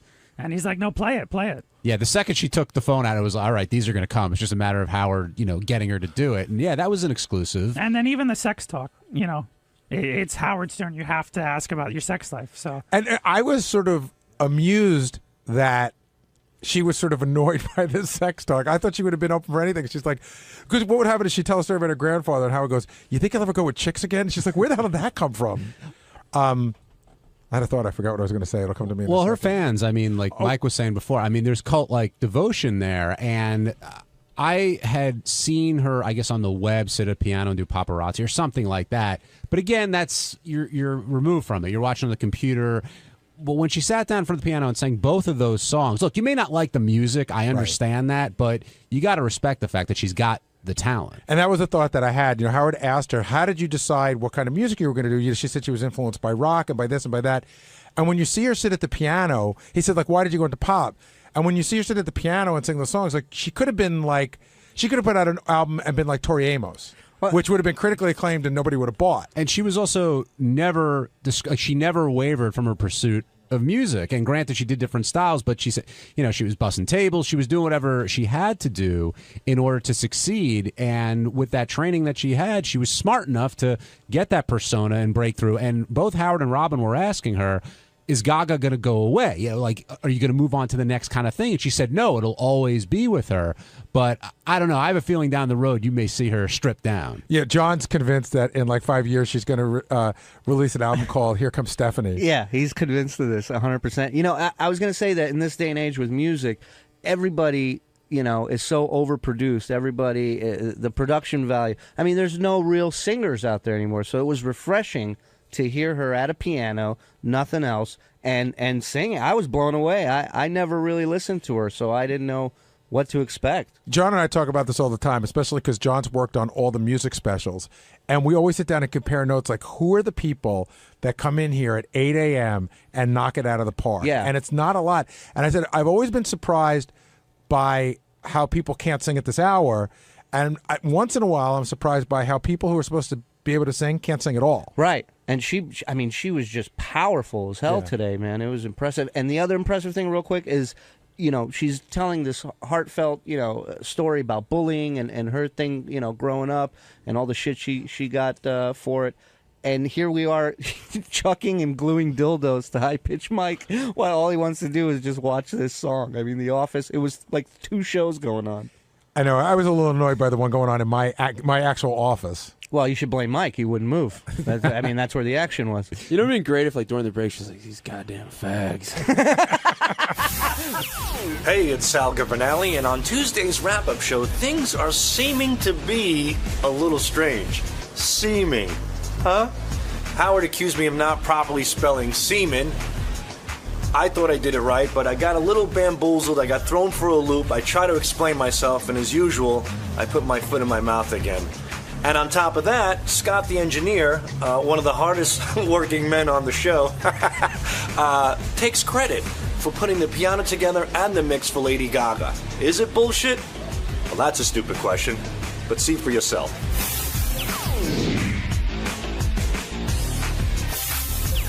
Let's get away from that for a second and talk about Sal's spelling. Now, we had speculated that Sal misspelled this word, but we weren't sure quite exactly how it came together. So you should explain that really quick. So I get in a Monday morning, and the guys give me little Post-its, 2 songs, Gary Page, 1 in yellow, Robin songs or whatever. So I see it, I get a note that there's 2 songs, and when I go to listen to the song, I see that it says something like, I hope you're loving my seeming. And I go, well, that's weird. Then I hear the song, and I see that the song, the word that's being sung is semen. So I said to Howard, somebody doesn't know how to spell the word semen. I'm pretty sure it's Sal. So Howard says, well, you got to be sure. So Jason goes to Sal and Richard and says, hey, because the only way to know is to see the original email from Little Mikey. So Jason goes in to ask them for it, and they get very defensive right away. Why does Gary need to see it? What's going on? What do we do wrong? And Jason's like, nothing wrong. Gary just wants to see it. He's just curious about it, whatever. Then they went to whole rap like, well, we get a lot from Little Mikey. We can't, because we weren't even asking for that one. We said, just give us the ones you got in the last few days. So finally, late in the show, it gets forwarded to me, and I see that Little Mikey spelled it Seamin. And right. So now I have determined that that's how Sal thinks it's spelled, but he knows it's wrong. He's now added the G. And so once I see that, I came in this morning, and because yesterday I said, I think Richard and Sal know about it. I don't think this bit's going to work. This morning, when I saw that Sal had added the G, I said, I think it's going to work. And before Sal even walked in, he's like, I'm in trouble. What did I do? You immediately assumed that you were on the hook for something. You didn't even know what it was. Always. I'm always in trouble around here. So it was relieving to know that I wasn't in trouble, but it's either one fuck up or another. So this one wasn't that bad. Now, why don't you just admit that you don't know how to spell semen? I do know how to spell semen. When Howard said Little Mikey song, and I spoke to Gary in the morning about the semen song, and I forwarded it to him, and I thought that Gary wanted it for personal reasons. I go, did you get that song? He did. He said, why did you send it to me in the morning? And after I already knew the answer, I go, I just wanted to check, and there's something I wanted to hear. So I never discussed the spelling with him in the morning. Yeah, and I never caught on to it, and Jason asked me to forward it for Gary. And I had yesterday I worked on some stuff that I forwarded to Gary as well for personal reasons, so it all made sense. Right. And I was just like, oh, why the semen song? So that was it. And then when Howard called me in, he said the Little Mikey song, and I remember it was seeming. But that's not what Little Mikey wrote. I could have sworn he did. I went back to you're right, he didn't, but I swore I saw that fucking G there. Because that's what you see in your head, because that's how you think it's spelled. Maybe. That's how this whole thing works, Sal. I don't think that's the case. I'm going to disagree with you there, Gary. Do you know what? I know I'm not the brightest guy in the world. I don't know why that Sal. fucking G was there, but I saw that goddamn G. Sal, when Howard asked you to spell it on the air today, you spelled it wrong. Well, I wasn't sure. I always this is the weird thing. Here's how I rationalize it. I spell things wrong from time to time. And when he called me in and he said Little Mikey, I knew I spelled it Seaming. So when he asked me, I go, am I right? Am I wrong? Let me gamble here. with the 3 brain cells that are left in my head and spell it the way I remember spelling it on the Little Mikey song. So, but Howard asked you how it's spelled. That's how you think it's spelled. Because if Howard said you're not answering what you wrote down, you're answering how do you think the word is spelled. This is how I think. I thought it was spelled, and I said it on the air, Seamen. But then when I got Mikey's with the G on it, which I added in, which I thought, I go, maybe I've been wrong all this time. So then Howard calls me on the air and says, Little Mikey song, spell it. And I go, let me go with Little Mikey. I trusted Little Mikey's ability to spell better than mine. And I said ing, and I totally fucked it up. But in my opinion, before all this, like I said on the air, I thought it was Seamen. And how do you spell it now? Semen. I hope. Semen. Well, which one? Semen. I'm going for Semen. Final answer. See, he's got a great move. When Howard asked him how he spelled it this morning, his voice was very tentative. And then what you do is you half throw it out there so that you can almost say that no, that's not what you heard, and you look for people's reactions. Absolutely. And then a lot of times you jump on the one that we go, that's it. You go, see, I knew it.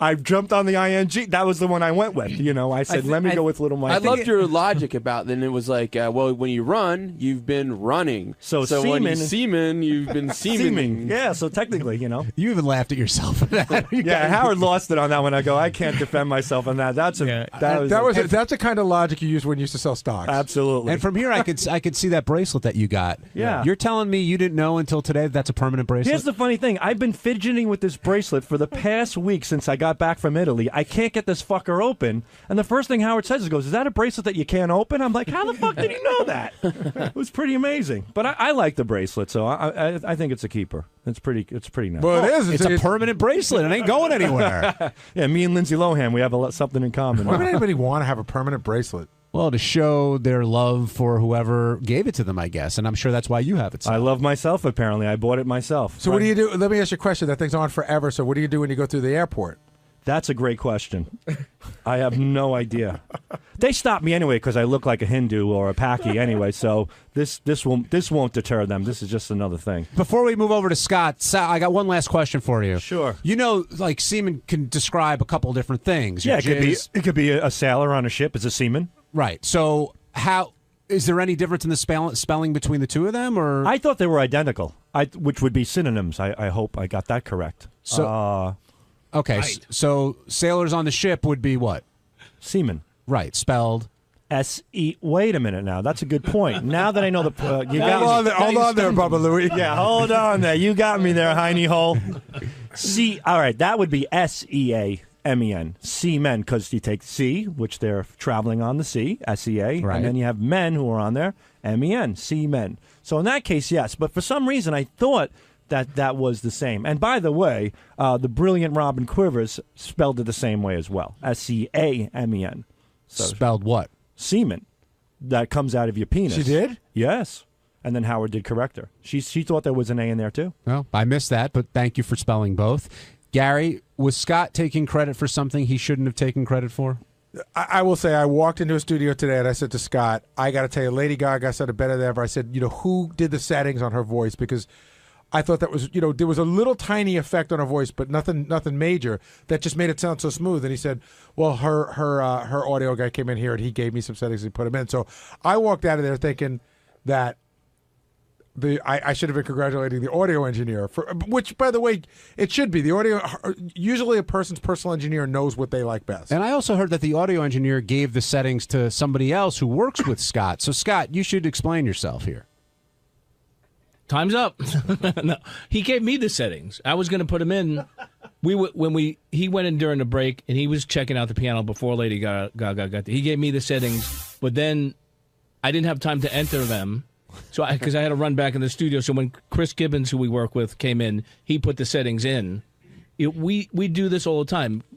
I'll mix some. Chris. Well, so I got it. So Chris put the settings in, and then he mixed it, correct? Yeah. So what did you do when you were back in the studio?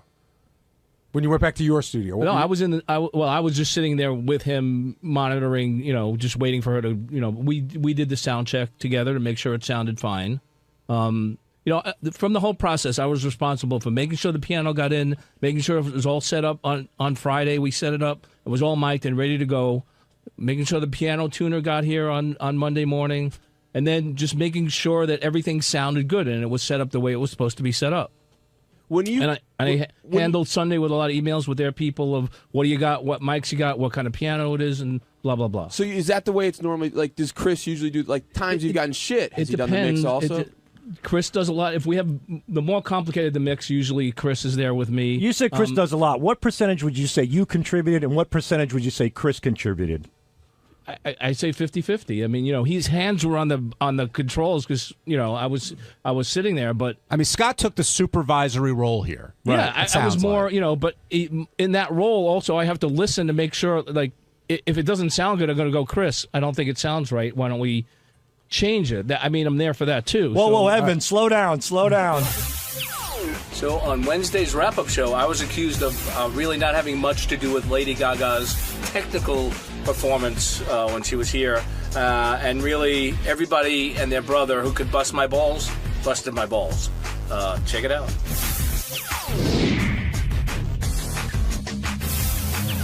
Howard gave a compliment the other day to Scott Salem about the audio for Lady Gaga.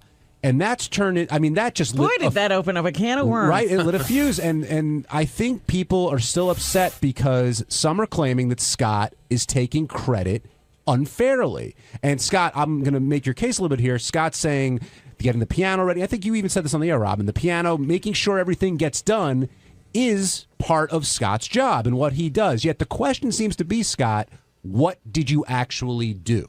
That's what people keep asking. I am there. This one. Were you just in the building? I am there. Could mean anything. Were you in your office? Were you in the studio? No, I'm there to make sure the artist is happy with what she has or whoever it is. I was in the studio. Mm-hmm. When we have things like this, Chris mixes in my studio. I'm in the studio to make sure Howard knows what to do, to make sure the artist is comfortable, and to be in the studio if there's any problems that arise during the performance. And that's what I was there doing. Okay, so when Lady Gaga was there. When she first came in, she sat down. I was in there to make sure she was comfortable with the way things sounded. So you turned on everything? We were giving direction to Chris, who was in the other studio mixing it. If she said, I need more of this or I need less of that, I was there to make sure that got done. Oh, so how much of what you did was the overall engineering part? Chris had his hands on the fader, so I wasn't actually engineering it. But the engineering part also has to do with placing the mics. Chris placed the mics on Friday afternoon because I left, and he did it in the afternoon on Friday. So one of the things you said was that it was technically I didn't have a lot to do with it. Hold it. I just want to say you at one point said it was 50-50. Well, is that really? Technically, no. I mean, if you want to put it that way, I mean. Well, technically speaking. Actually, as I thought of it later, it was actually my idea, and I hope Gary remembers this, to have the piano here. You first came into me, you said, listen, he came into me, he said, can we get a keyboard? Hold on, stop. Can we get a keyboard? You're wrong. No, I'm not wrong. I have witnesses. No, so stop. I suggested... Scott, stop, because you're gonna. I'm keeping you from digging the hole. Hey, Gary, if you remember, I said Lady Gaga's a good singer. Howard, and I love her clothes. Howard suggested the piano right off the bat. Howard suggested the piano. Then we got into a discussion of, if Lady Gaga walks in and see a piano, will it be weird for her? She feels like she has to play. And then you had the discussion of, well, should we get a keyboard or a piano? Howard is the one you that came in and said, can we get a keyboard? I said... But you just said it was your idea. Well, because I didn't know that you didn't tell me Howard wanted the piano. You just came in and said, could we get a keyboard? Okay, so even if that's the case... Hold on, if that's the case... Can we get a keyboard? Then how is it your idea that we got a keyboard? No, a piano. No, Howard thought of the keyboard. Scott thought of the piano. Howard thought of the piano. I didn't know that. I didn't know that. He came in and said, "Can we get a keyboard?" And he mentioned that we probably could get a Steinway. And I said, well, it'd be a much better idea to get a Steinway. No, we knew we wanted a Steinway for the sound. We were just worried about that it might upset her. But here's the thing. Jason, who won't come down because he's afraid because everyone hates him on the wrap-up show, he said to me, you're the engineer and you had your Chris Gibbons. But if Chris Gibbons were you, would he have needed an assistant? No, I mean, he has an assistant. He has somebody that... I'm saying if Chris Gibbons were doing what he did and you weren't around, would he have needed someone to help him? Yes. someone needs to be in the studio as well. He couldn't be in two places, is what you're saying. That's correct. Well, the other thing you took flack for today, Scott, was you said you were here on Friday and made sure the piano got in here, but then everyone was saying that wasn't you. That was Jared or Sarah or somebody else. I'm not a mover. I'm not. That's really not my responsibility to make sure the piano gets here. I'm an audio engineer, okay? Gary, before he went on vacation, said, can we get the piano here on Friday, and could you follow up on this? So I followed up on that. Gary told me, he delegated to me. I made sure that the piano, everything was set for the piano to be delivered Friday, and to make sure. So I emailed Jared, who passed it on to Sarah, everybody passed it along. By the way, but I made sure that that's not my responsibility. My responsibility is to make sure this thing sounds good and the artist is happy. By the that's way, my responsibility. the TV show is working on. I was looking at it this morning. This unbelievable montage of the piano being moved in, and Scott just did it with folded arms. Yeah, someone made the I'm not moving the piano. Well, someone made the analogy. I made sure it was here and it was delivered and put in the right place and put together properly. What the fuck do you want now? I just have to defend my good name. I wasn't afraid to come down here. I was just busy, but now I'm here. Scott, someone made the analogy that you invite a bunch of people over to help you move, and you're the guy who stands there and watches. Yeah, who holds the door. But is that a fair analogy? When the piano came in, yeah. But it was my responsibility to make sure it got here and was set up properly.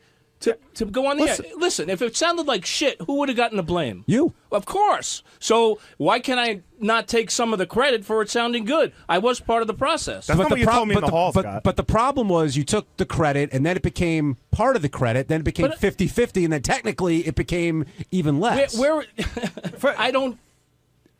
Okay, Gary wanted to make sure it got here, and it was set up and ready for Lady Gaga. And Gary's taking no credit. I mean, I'll tell you what I'll take credit for. I got a piano from Steinway. You did. I called Steinway and I got a piano. But you're not sitting there saying you're responsible for the sound. I even said the other day, I'm taking full responsibility for getting Lady Gaga as a guest. Absolutely. We have Billy Joel on the show. I take no responsibility for that. Billy Joel's Howard's friend. They called us. I'll take responsibility when I know it's mine, and I won't when it isn't. Okay. Is Gary responsible for the sound?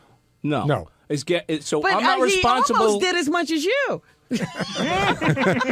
Jason, what do you want to say? So there's a couple things going on here. First of all, Scott, you just told me in the hall with cameras and Shuli there that one of the reasons you had Chris Gibbons down was because this was a really big guest and really important, and you wanted him to be in charge of setting the levels because if things went wrong, you wanted somebody to blame. No. You said that. I said that, but that was Okay. being sarcastic. Number two. When we do a mix in another studio, we have two people that do it. Chris usually handles it when it's when we mix it out of my studio, and I stay in the Howard Stern studio to make sure that everything is going well in there. If it's something else, I've done mixes all the time by myself. I just want to review facts for 1 second, and then you guys could all draw your own conclusion. Did you mic the piano? You're gonna go through. No, I didn't mic the piano. Did you? I told you I did. Did you choose your own levels to set, or did you just set whatever they told you to set? Well, no, that was reverb settings based on what her engineer said. And during the actual performance, I was standing next to you in the studio. Right, so who was mixing? Who was mixing? I said it. Okay, so what did you do? What did you build the piano? Yeah, I mean, what did you do? Go print out Howard's emails, will you, please? Name one thing you did besides watch the piano go in the studio. Why are you grilling me? I said I didn't have anything. A lot of technical stuff to do. I was in the studio. I made sure she was happy. I made sure Howard knew what to do. That was my job. I did the same job Scott did. The bottom line here, Were you in the Scott, studio making sure is when Howard says, "Wow, Scott, that was great. It sounded great." All I said was thank you. That's Why all I don't said. you say? Thank you, Howard, but there were a lot of people who were involved, and you should also thank Chris and whoever else. I usually do. But he said, Robin, imagine Scott started to say that to Howard. When he someone don't gives you a wanna hear thank this. you, yeah. He was on his way out. It'd be nice when he gets to elaborate on the rap show if he remains open. Hold on. That was an amazing performance, it sounded incredible. Even Scott DePace today. And he wants to know. Right. Even Scott DePace today, when Howard said you did a great job directing, the first words out of his mouth were, well, it was a team effort. And also, I don't think it's necessarily what Scott said to Howard in the hall, but it was on the wrap-up show where you're taking 50-50 credit and like all this stuff. When clearly, I did there's have no something to do 50-50 with anything. It. I mean, I didn't. What, you showed up to work? Oh, fuck. And you opened the door when the piano showed up? Get the fuck out of here, really? I mean, really? You haven't said one thing you've done. I'm just asking. I'll tell you what he did do, which is a better explanation. Was there were a lot of elements to putting this whole thing together, and he oversaw all of them to make sure that they happen correctly. And that I get more than it sounded great because of me. There were a lot of elements that had to happen. He wrote and you oversaw a beautiful everything. email to Sarah to get the piano. And I was actually Sunday, the day before, going back and forth with about 15 emails to make sure that with her people to make sure that things were right for them. That they knew they needed to know certain information, and I passed along that information on Sunday. So, but when somebody's congratulating you on the incredible so I said thank you. I didn't want to get into a whole conversation with Howard. You know how he can be in the hallway when he's on his way out. Right. Okay? Well, this is how we wound up here. I said thank you. I didn't say I didn't take all the credit. I just said thank you. Well, I heard Chris Gibbons was upset that you didn't.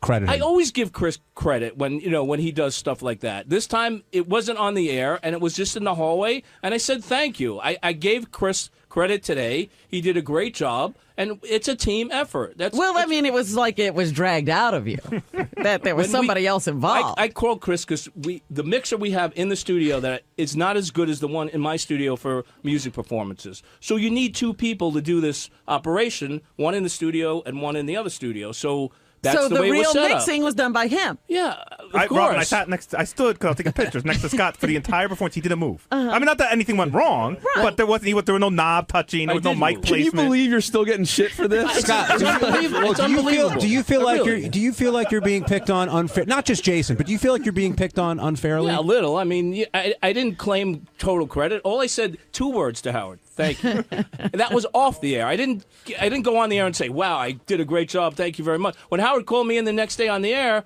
I don't know who heard. Somebody must have been in the hallway. A little birdie or a big fat birdie must have been in the hallway.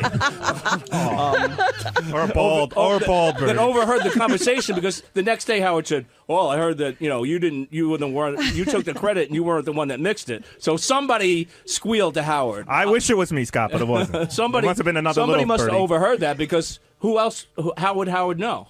Well, again, there were people who obviously worked very hard, and they were upset that their work wasn't being acknowledged. Well, the next day it was. As soon as you said something about the piano, people started screaming. Tim was like running through our hall screaming Sarah's name on the top of the I mean, it's always when we have equipment delivered, people handle it. I mean, I don't handle. Well, but I don't know how you're,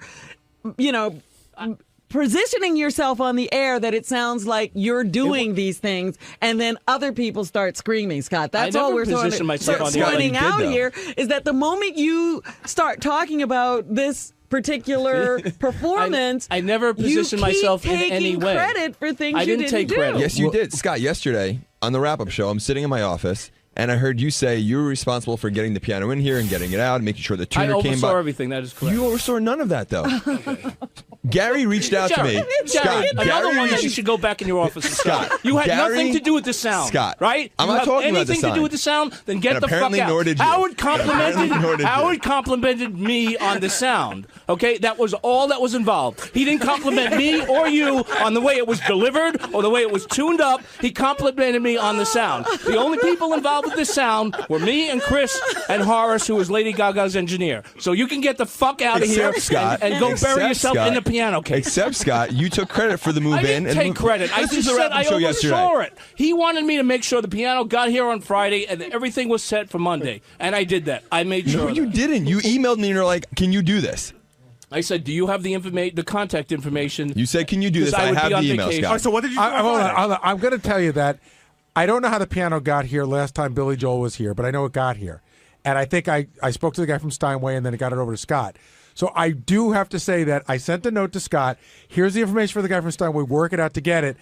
And he didn't reply to me, but Jared sent me an email later in the day like, "Okay, I'll be here to get it." I was a little bit surprised that it had gone because I thought Scott will be here on Friday. They're going to deliver it on Friday. He would set up getting it in on Friday. So I was a tiny bit surprised that somehow Jared had gotten into it. Like Jared's email, I think the exact words were, "Don't worry, I'll take care of this." You know, it'd be so great if like Lady Gaga is listening to this conversation of who's responsible. She said she told us during the break she was a huge fan of the show. Well, what did you do on Friday to oversee the delivery of the piano? Like, what actions did you take? I opened the door and I held the door for the piano movie. And I've got video. Did you meet the guy? Did you talk to the guy at the freight elevator? I talked did to you one show of the him guys who was a big fan of the show. Wait, did you really hold the door open so Tim's thing was kind of? I did. I did. If anyone else other than Scott got this compliment, would all of this be happening? No. No, there's something about Scott that I don't know what draws all this I shit. mean, okay, so I don't know how the delivery and all of it, got involved. I'm really You responsible. bring up these things, Scott. Nobody talked about the piano. It was all about sound. And then you said, when asked what you actually did, you brought up the piano. Well, I was there to make sure that it got in. I didn't see Jared there. Sarah was there. I never took credit for it. And in fact, when I heard that, I went to the news and said, Sarah did an incredible job. She busted her ass for 2 weeks during the vacation. She worked with our building to get insurance. Okay, so I wasn't. So I gave her the I was credit. on vacation. That's why But the point was, I gave her the credit, and you took that away from her. That's all I was didn't doing. take credit away from her. You said you were responsible for this. You got it in, whatever. And I said, listen, it was Sarah that did this, so at least give her the credit. That's all. Fine. She did a great job on getting the piano in the building. I mean, I said it was a team effort. There had to be on the air today. The very last thing he said. Actually, I think Jason said that at like 10:20. Hey, I just want to thank I said Chuck This Zito. all started from 2 words. Chuck Zito. 2 words. I said, Chuck, can you beat someone up for me? It also seems, Gary, that Jared and I guess Sarah's not here, but Jared and Tim seem particularly bent out of shape about this, and when they start talking to you, you get very upset as well, Scott. I mean, Jason. Because they say I did nothing. I mean, obviously. No, I don't think Jared said you did nothing. Jared said that Sarah's the one that really got the piano in. The other stuff that you said you do, he's not interested in. I said I made sure the piano got in the building. I didn't. No, you actually really made sure the piano. That kills Jared every time you say it. By the way, what you really did is you made sure the piano got in the studio. Sarah made sure it got in the building. Okay. Scott was at work on a Friday. No, Scott watched. But Scott, Everybody else made sure the piano Scott, got all in I'm the saying is building. I saw what it took. It took, literally emails back and forth because the building was having issues with their insurance. Sarah had to find a new moving company. But that's not my all this responsibility. Stuff. And never did I say it my was. But responsibility when is to you make sit sure there it and sounds take good. credit for it and say, well, I got it in and I got it out, I made sure the tuner. Sarah was the one working with the moving company to make sure the tuner could come in the right time. Make sure, that they. I think I spoke to Jason as to what time they could come in. Okay, so I didn't do anything. In other words, But don't take credit for someone else's hard work. That's all I was doing. I was defending Sarah, who's new here, and didn't appreciate the fact that when she heard you say you took credit for her work, that's what it was. I like how the new chick's digging on you already. That's awesome. Whatever. By the way, I forgot about that, so I'm now going to take credit for the piano also because I did answer an email. Oh, can we get before you're still angry? Can we get to the Tim thing real quick? What's your beef with Tim? Listen, what road did you keep threatening to go down? What goes on between me and Tim is on the air today. You kept don't go down that road. Don't go down that road. I'm dying to know what road. We're going engaged tonight. Me and Tim. No, nothing. There's no. I mean, obviously, we have some disagreements sometimes with your boss, and we had a disagreement, and then. That's not for the air. That's just for me and Tim. But you said it on the air. I didn't say anything. I said don't start. Don't start on the air. I don't know. Do you want to go down that road? Jason, hold on. I'm going to stop you because I see Sarah over there. She's carrying a piano. Sarah, I brought a piano in. Sarah, did you feel like when Scott took credit for all this, were you upset by that? Well, I did get the piano in the building. So I heard that he took credit for it. I didn't tune it. Everybody. I didn't mix it. Whatever. Neither did Scott. The last thing I said in the air was a team effort, and that's truly what it was. It took days to get that out. Here's what I got out of this, and if I'm Were you wrong, on the team? Hold on, if I'm wrong about any of this, let me know, guys. We'll do this really quick. I sent you an email about the piano, which you sent to Jared. That's right. You had nothing to do with it until the piano was brought to the building, and then you held the door. Like, how did you even know that the piano was coming? Somebody else had to tell you. I was the one in charge of telling the guys where to put the piano. Okay, fair enough. But somebody had to tell you that the piano was coming. You had you just gave it to somebody else. Well, yeah, obviously. No, I had to. Gary said, make sure the piano's here on Friday. And I didn't have any of the contact information, so I asked Jared if he had the contact information. Well, that's not true. I forwarded you the email from the guy from Steinway, and I said, here's the information. Make sure I actually sent you the information. By the way, I love that. What did you do? Point to the one place in the studio that's big enough to hold the piano and say, put it there? Well, it's certainly not big enough to hold you. He was there when I brought it in. When I had it come out of the freight. Mm-hmm. But you had to call him and tell him. You met him at the freight? No, he wasn't at the Freight. I was at the Freight. Right. And then Sarah met him. I brought it over to the studio, and then he opened the door. Actually, I guess he could And see then it that rolled the in. piano was coming in. What if Scott hadn't opened the door, guys? What if the piano never would have gotten into the studio? Actually, was down at the Freight for a little while. Look, Scott wants to take credit more as a care supervisor how it on this got here. project. But than- he didn't take credit as a supervisor. Right, because he did. By the way, he did a great job supervising. There's nothing wrong with supervising stuff. Right. But But he didn't take credit for that. He took credit For the sound. For the sound. I don't care how it got here. And or what- then I when wasn't- he was caught because the sound person said you can't take credit Right. for the sound. Everybody's throwing it he at me started like I didn't taking do credit anything. for anything else he could, which was the piano. What I'm getting from all this is that Scott successfully stayed out of everyone else's way while they got the job done correctly. I personally, swear to God, I hate to say this. I think Scott was banking on the fact that Sarah's only been here a month and she'll just shut up. I didn't even. I mean, there were multiple people involved. Obviously, I mean, did Chris thank his assistant and helped him set? We don't know, but you were the one who didn't thank Chris. Yeah, guys. And Chris was, and I got that note, Scott. Chris was genuinely upset by that. Really? Because Yeah. we both said. I said to him. I didn't mean to diss him, and he knows that whenever we do stuff, I try to give him credit. And when the show was over, I said, "Thanks, you did a great job." Yeah, but in this case, you're getting an. It got started on the air. but I you're didn't say getting- anything on the air to anybody about. All I said was thank you to Howard. It got brought up on the air. No, but you're getting the on-air compliment from Howard, Robin, both saying this is the best sounding performance we've That was ever heard. before he said that on the air. He said thank you after the show. He never said anything on the air about it sounding. He said right after the show, he said it sounded great, and I said thank you. Nothing else was said on the air until the next day when he said, "Oh, someone told me someone else mixed it." Well, again, Scott, you know what he was thanking you for, and you know you weren't responsible for it. Whatever you guys want to think, that's fine. Okay. I think the evidence is out there for the jury, Scott.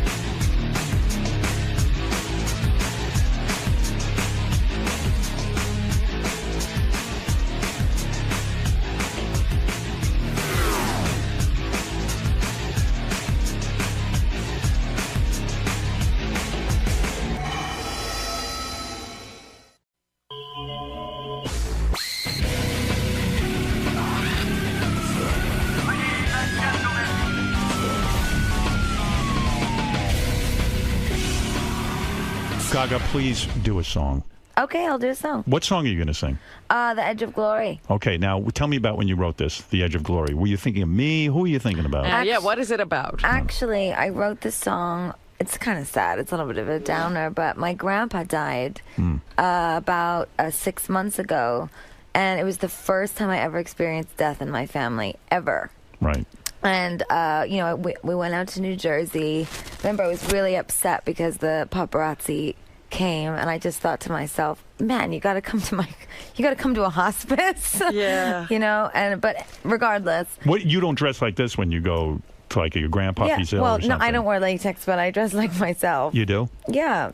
Does it cause a scene at the hospice or at No, it was actually really cute. There were all these older people there in their wheelchairs playing bingo, and I went in to say hi, and I think I sang a little Bad Romance for them, and they got excited. It was cute, but Your grandpa didn't call you Gaga, did he?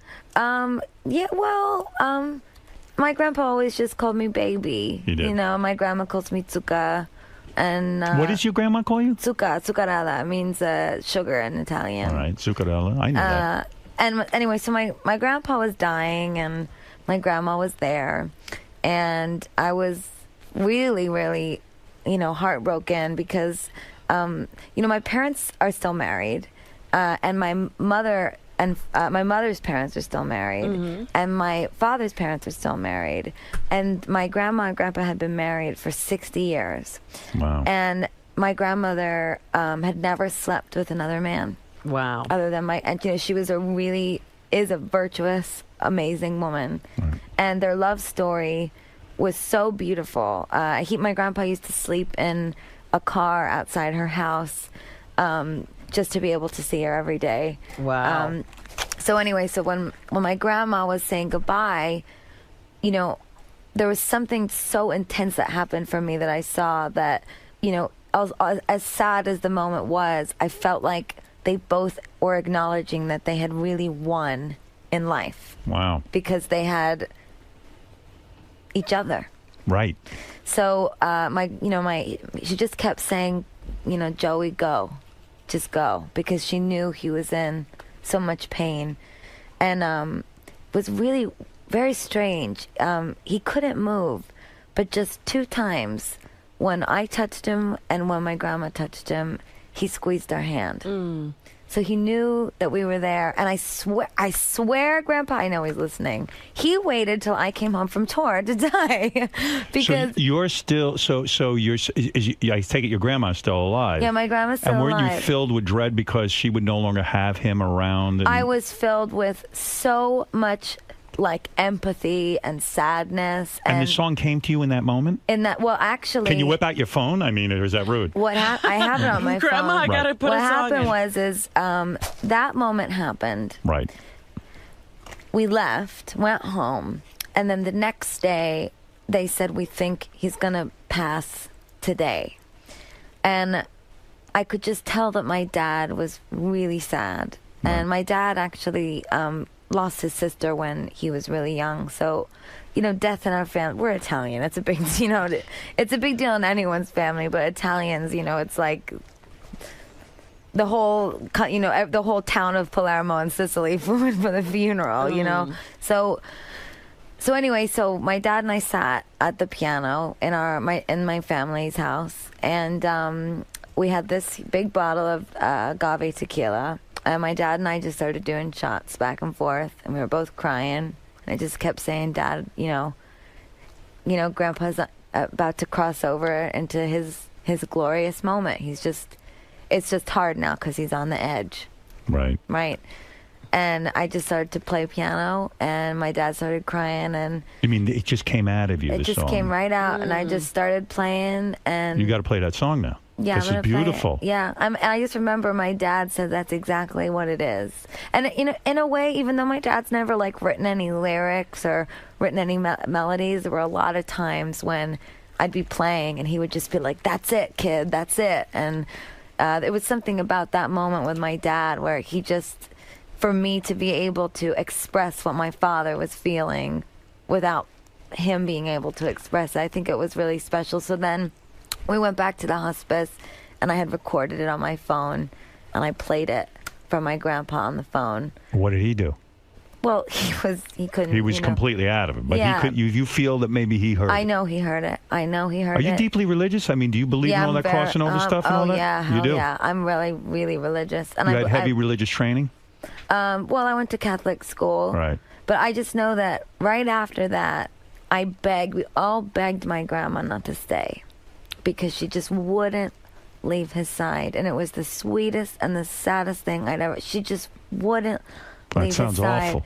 And I just said, Grandma, he's too proud. He's not going to want to watch you. He's not going to want you to see him go. He's Italian. He's so proud. And we left, and a couple hours later, he died. Let me hear this song that you wrote about your grandfather. I would really like to hear this. That's a good story. I've had death in my family, and I never wrote anything. Nothing beautiful ever comes of it. It's kind of a disappointment, honestly. I think the secret is that guava stuff that Lady Gaga. Tequila. How do I get up Lady Gaga here? Oh, it's up? Okay, good. See if I can hear you on that mic. Can you hear me? What's that stuff you drank? Because I'm going to get some of that tonight. Huh? Maybe I'm going to get some of that guava stuff and drink it. Oh, yeah. Yeah, I can play another one if you like. I would love it. Okay. But do you worry about your voice at all, or do you just not give a shit? Do you go through any kind of regimen? Well, yeah, I warm up and stuff, and I take care of my voice. But the truth is, it's funny. My voice teacher, Don Lawrence, and he teaches Mick and Bono. Yeah. He always says to me, whenever I call him, and if I'm stressed out or something, he always says, well, you know what? You don't have to ever worry about not trusting other people, because you can always trust your voice. Do you, when you sing on tour and you're real, like night after night after night, do sometimes you just blow it out, or you've just got enough control it doesn't blow out? I just, I call it singing smart. If I'm on the third night of a show, and if maybe there's a fourth one that next day. But I got to tell you, I'm a little bit nuts about performing. I actually called Troy just yesterday, and I asked him to schedule another TV, and it's not because I necessarily love doing TV. It's just because if I don't perform, I'm going to lose my mind. I just really love performing, and I could see that. I mean, I do love club it. shows all the time. Actually, when I was in Australia, we just went out to some gay clubs after this performance that I did in some interviews, and we just. You're so fun to watch. I was watching your feet, even like you kind of throw your whole body into the thing. Yeah, I get stuck in my heels. It's fantastic. And how thrilled are you about gay marriage in New York? Oh, man. Isn't that great? Isn't that incredible? Who cares who gets married to who? What's the difference? Well, yeah, you're singing about people finding that glory. Well, Let people find it. I'm just so happy because, it goes back to bullying, too. I think the government sets an example to young people how to socially act. Right. And if there is no marriage equality, it sends a message that some kids in the cafeteria there's something wrong with them. Have something to look forward to, and Right. some kids don't. And what song were you thinking of doing? I don't know.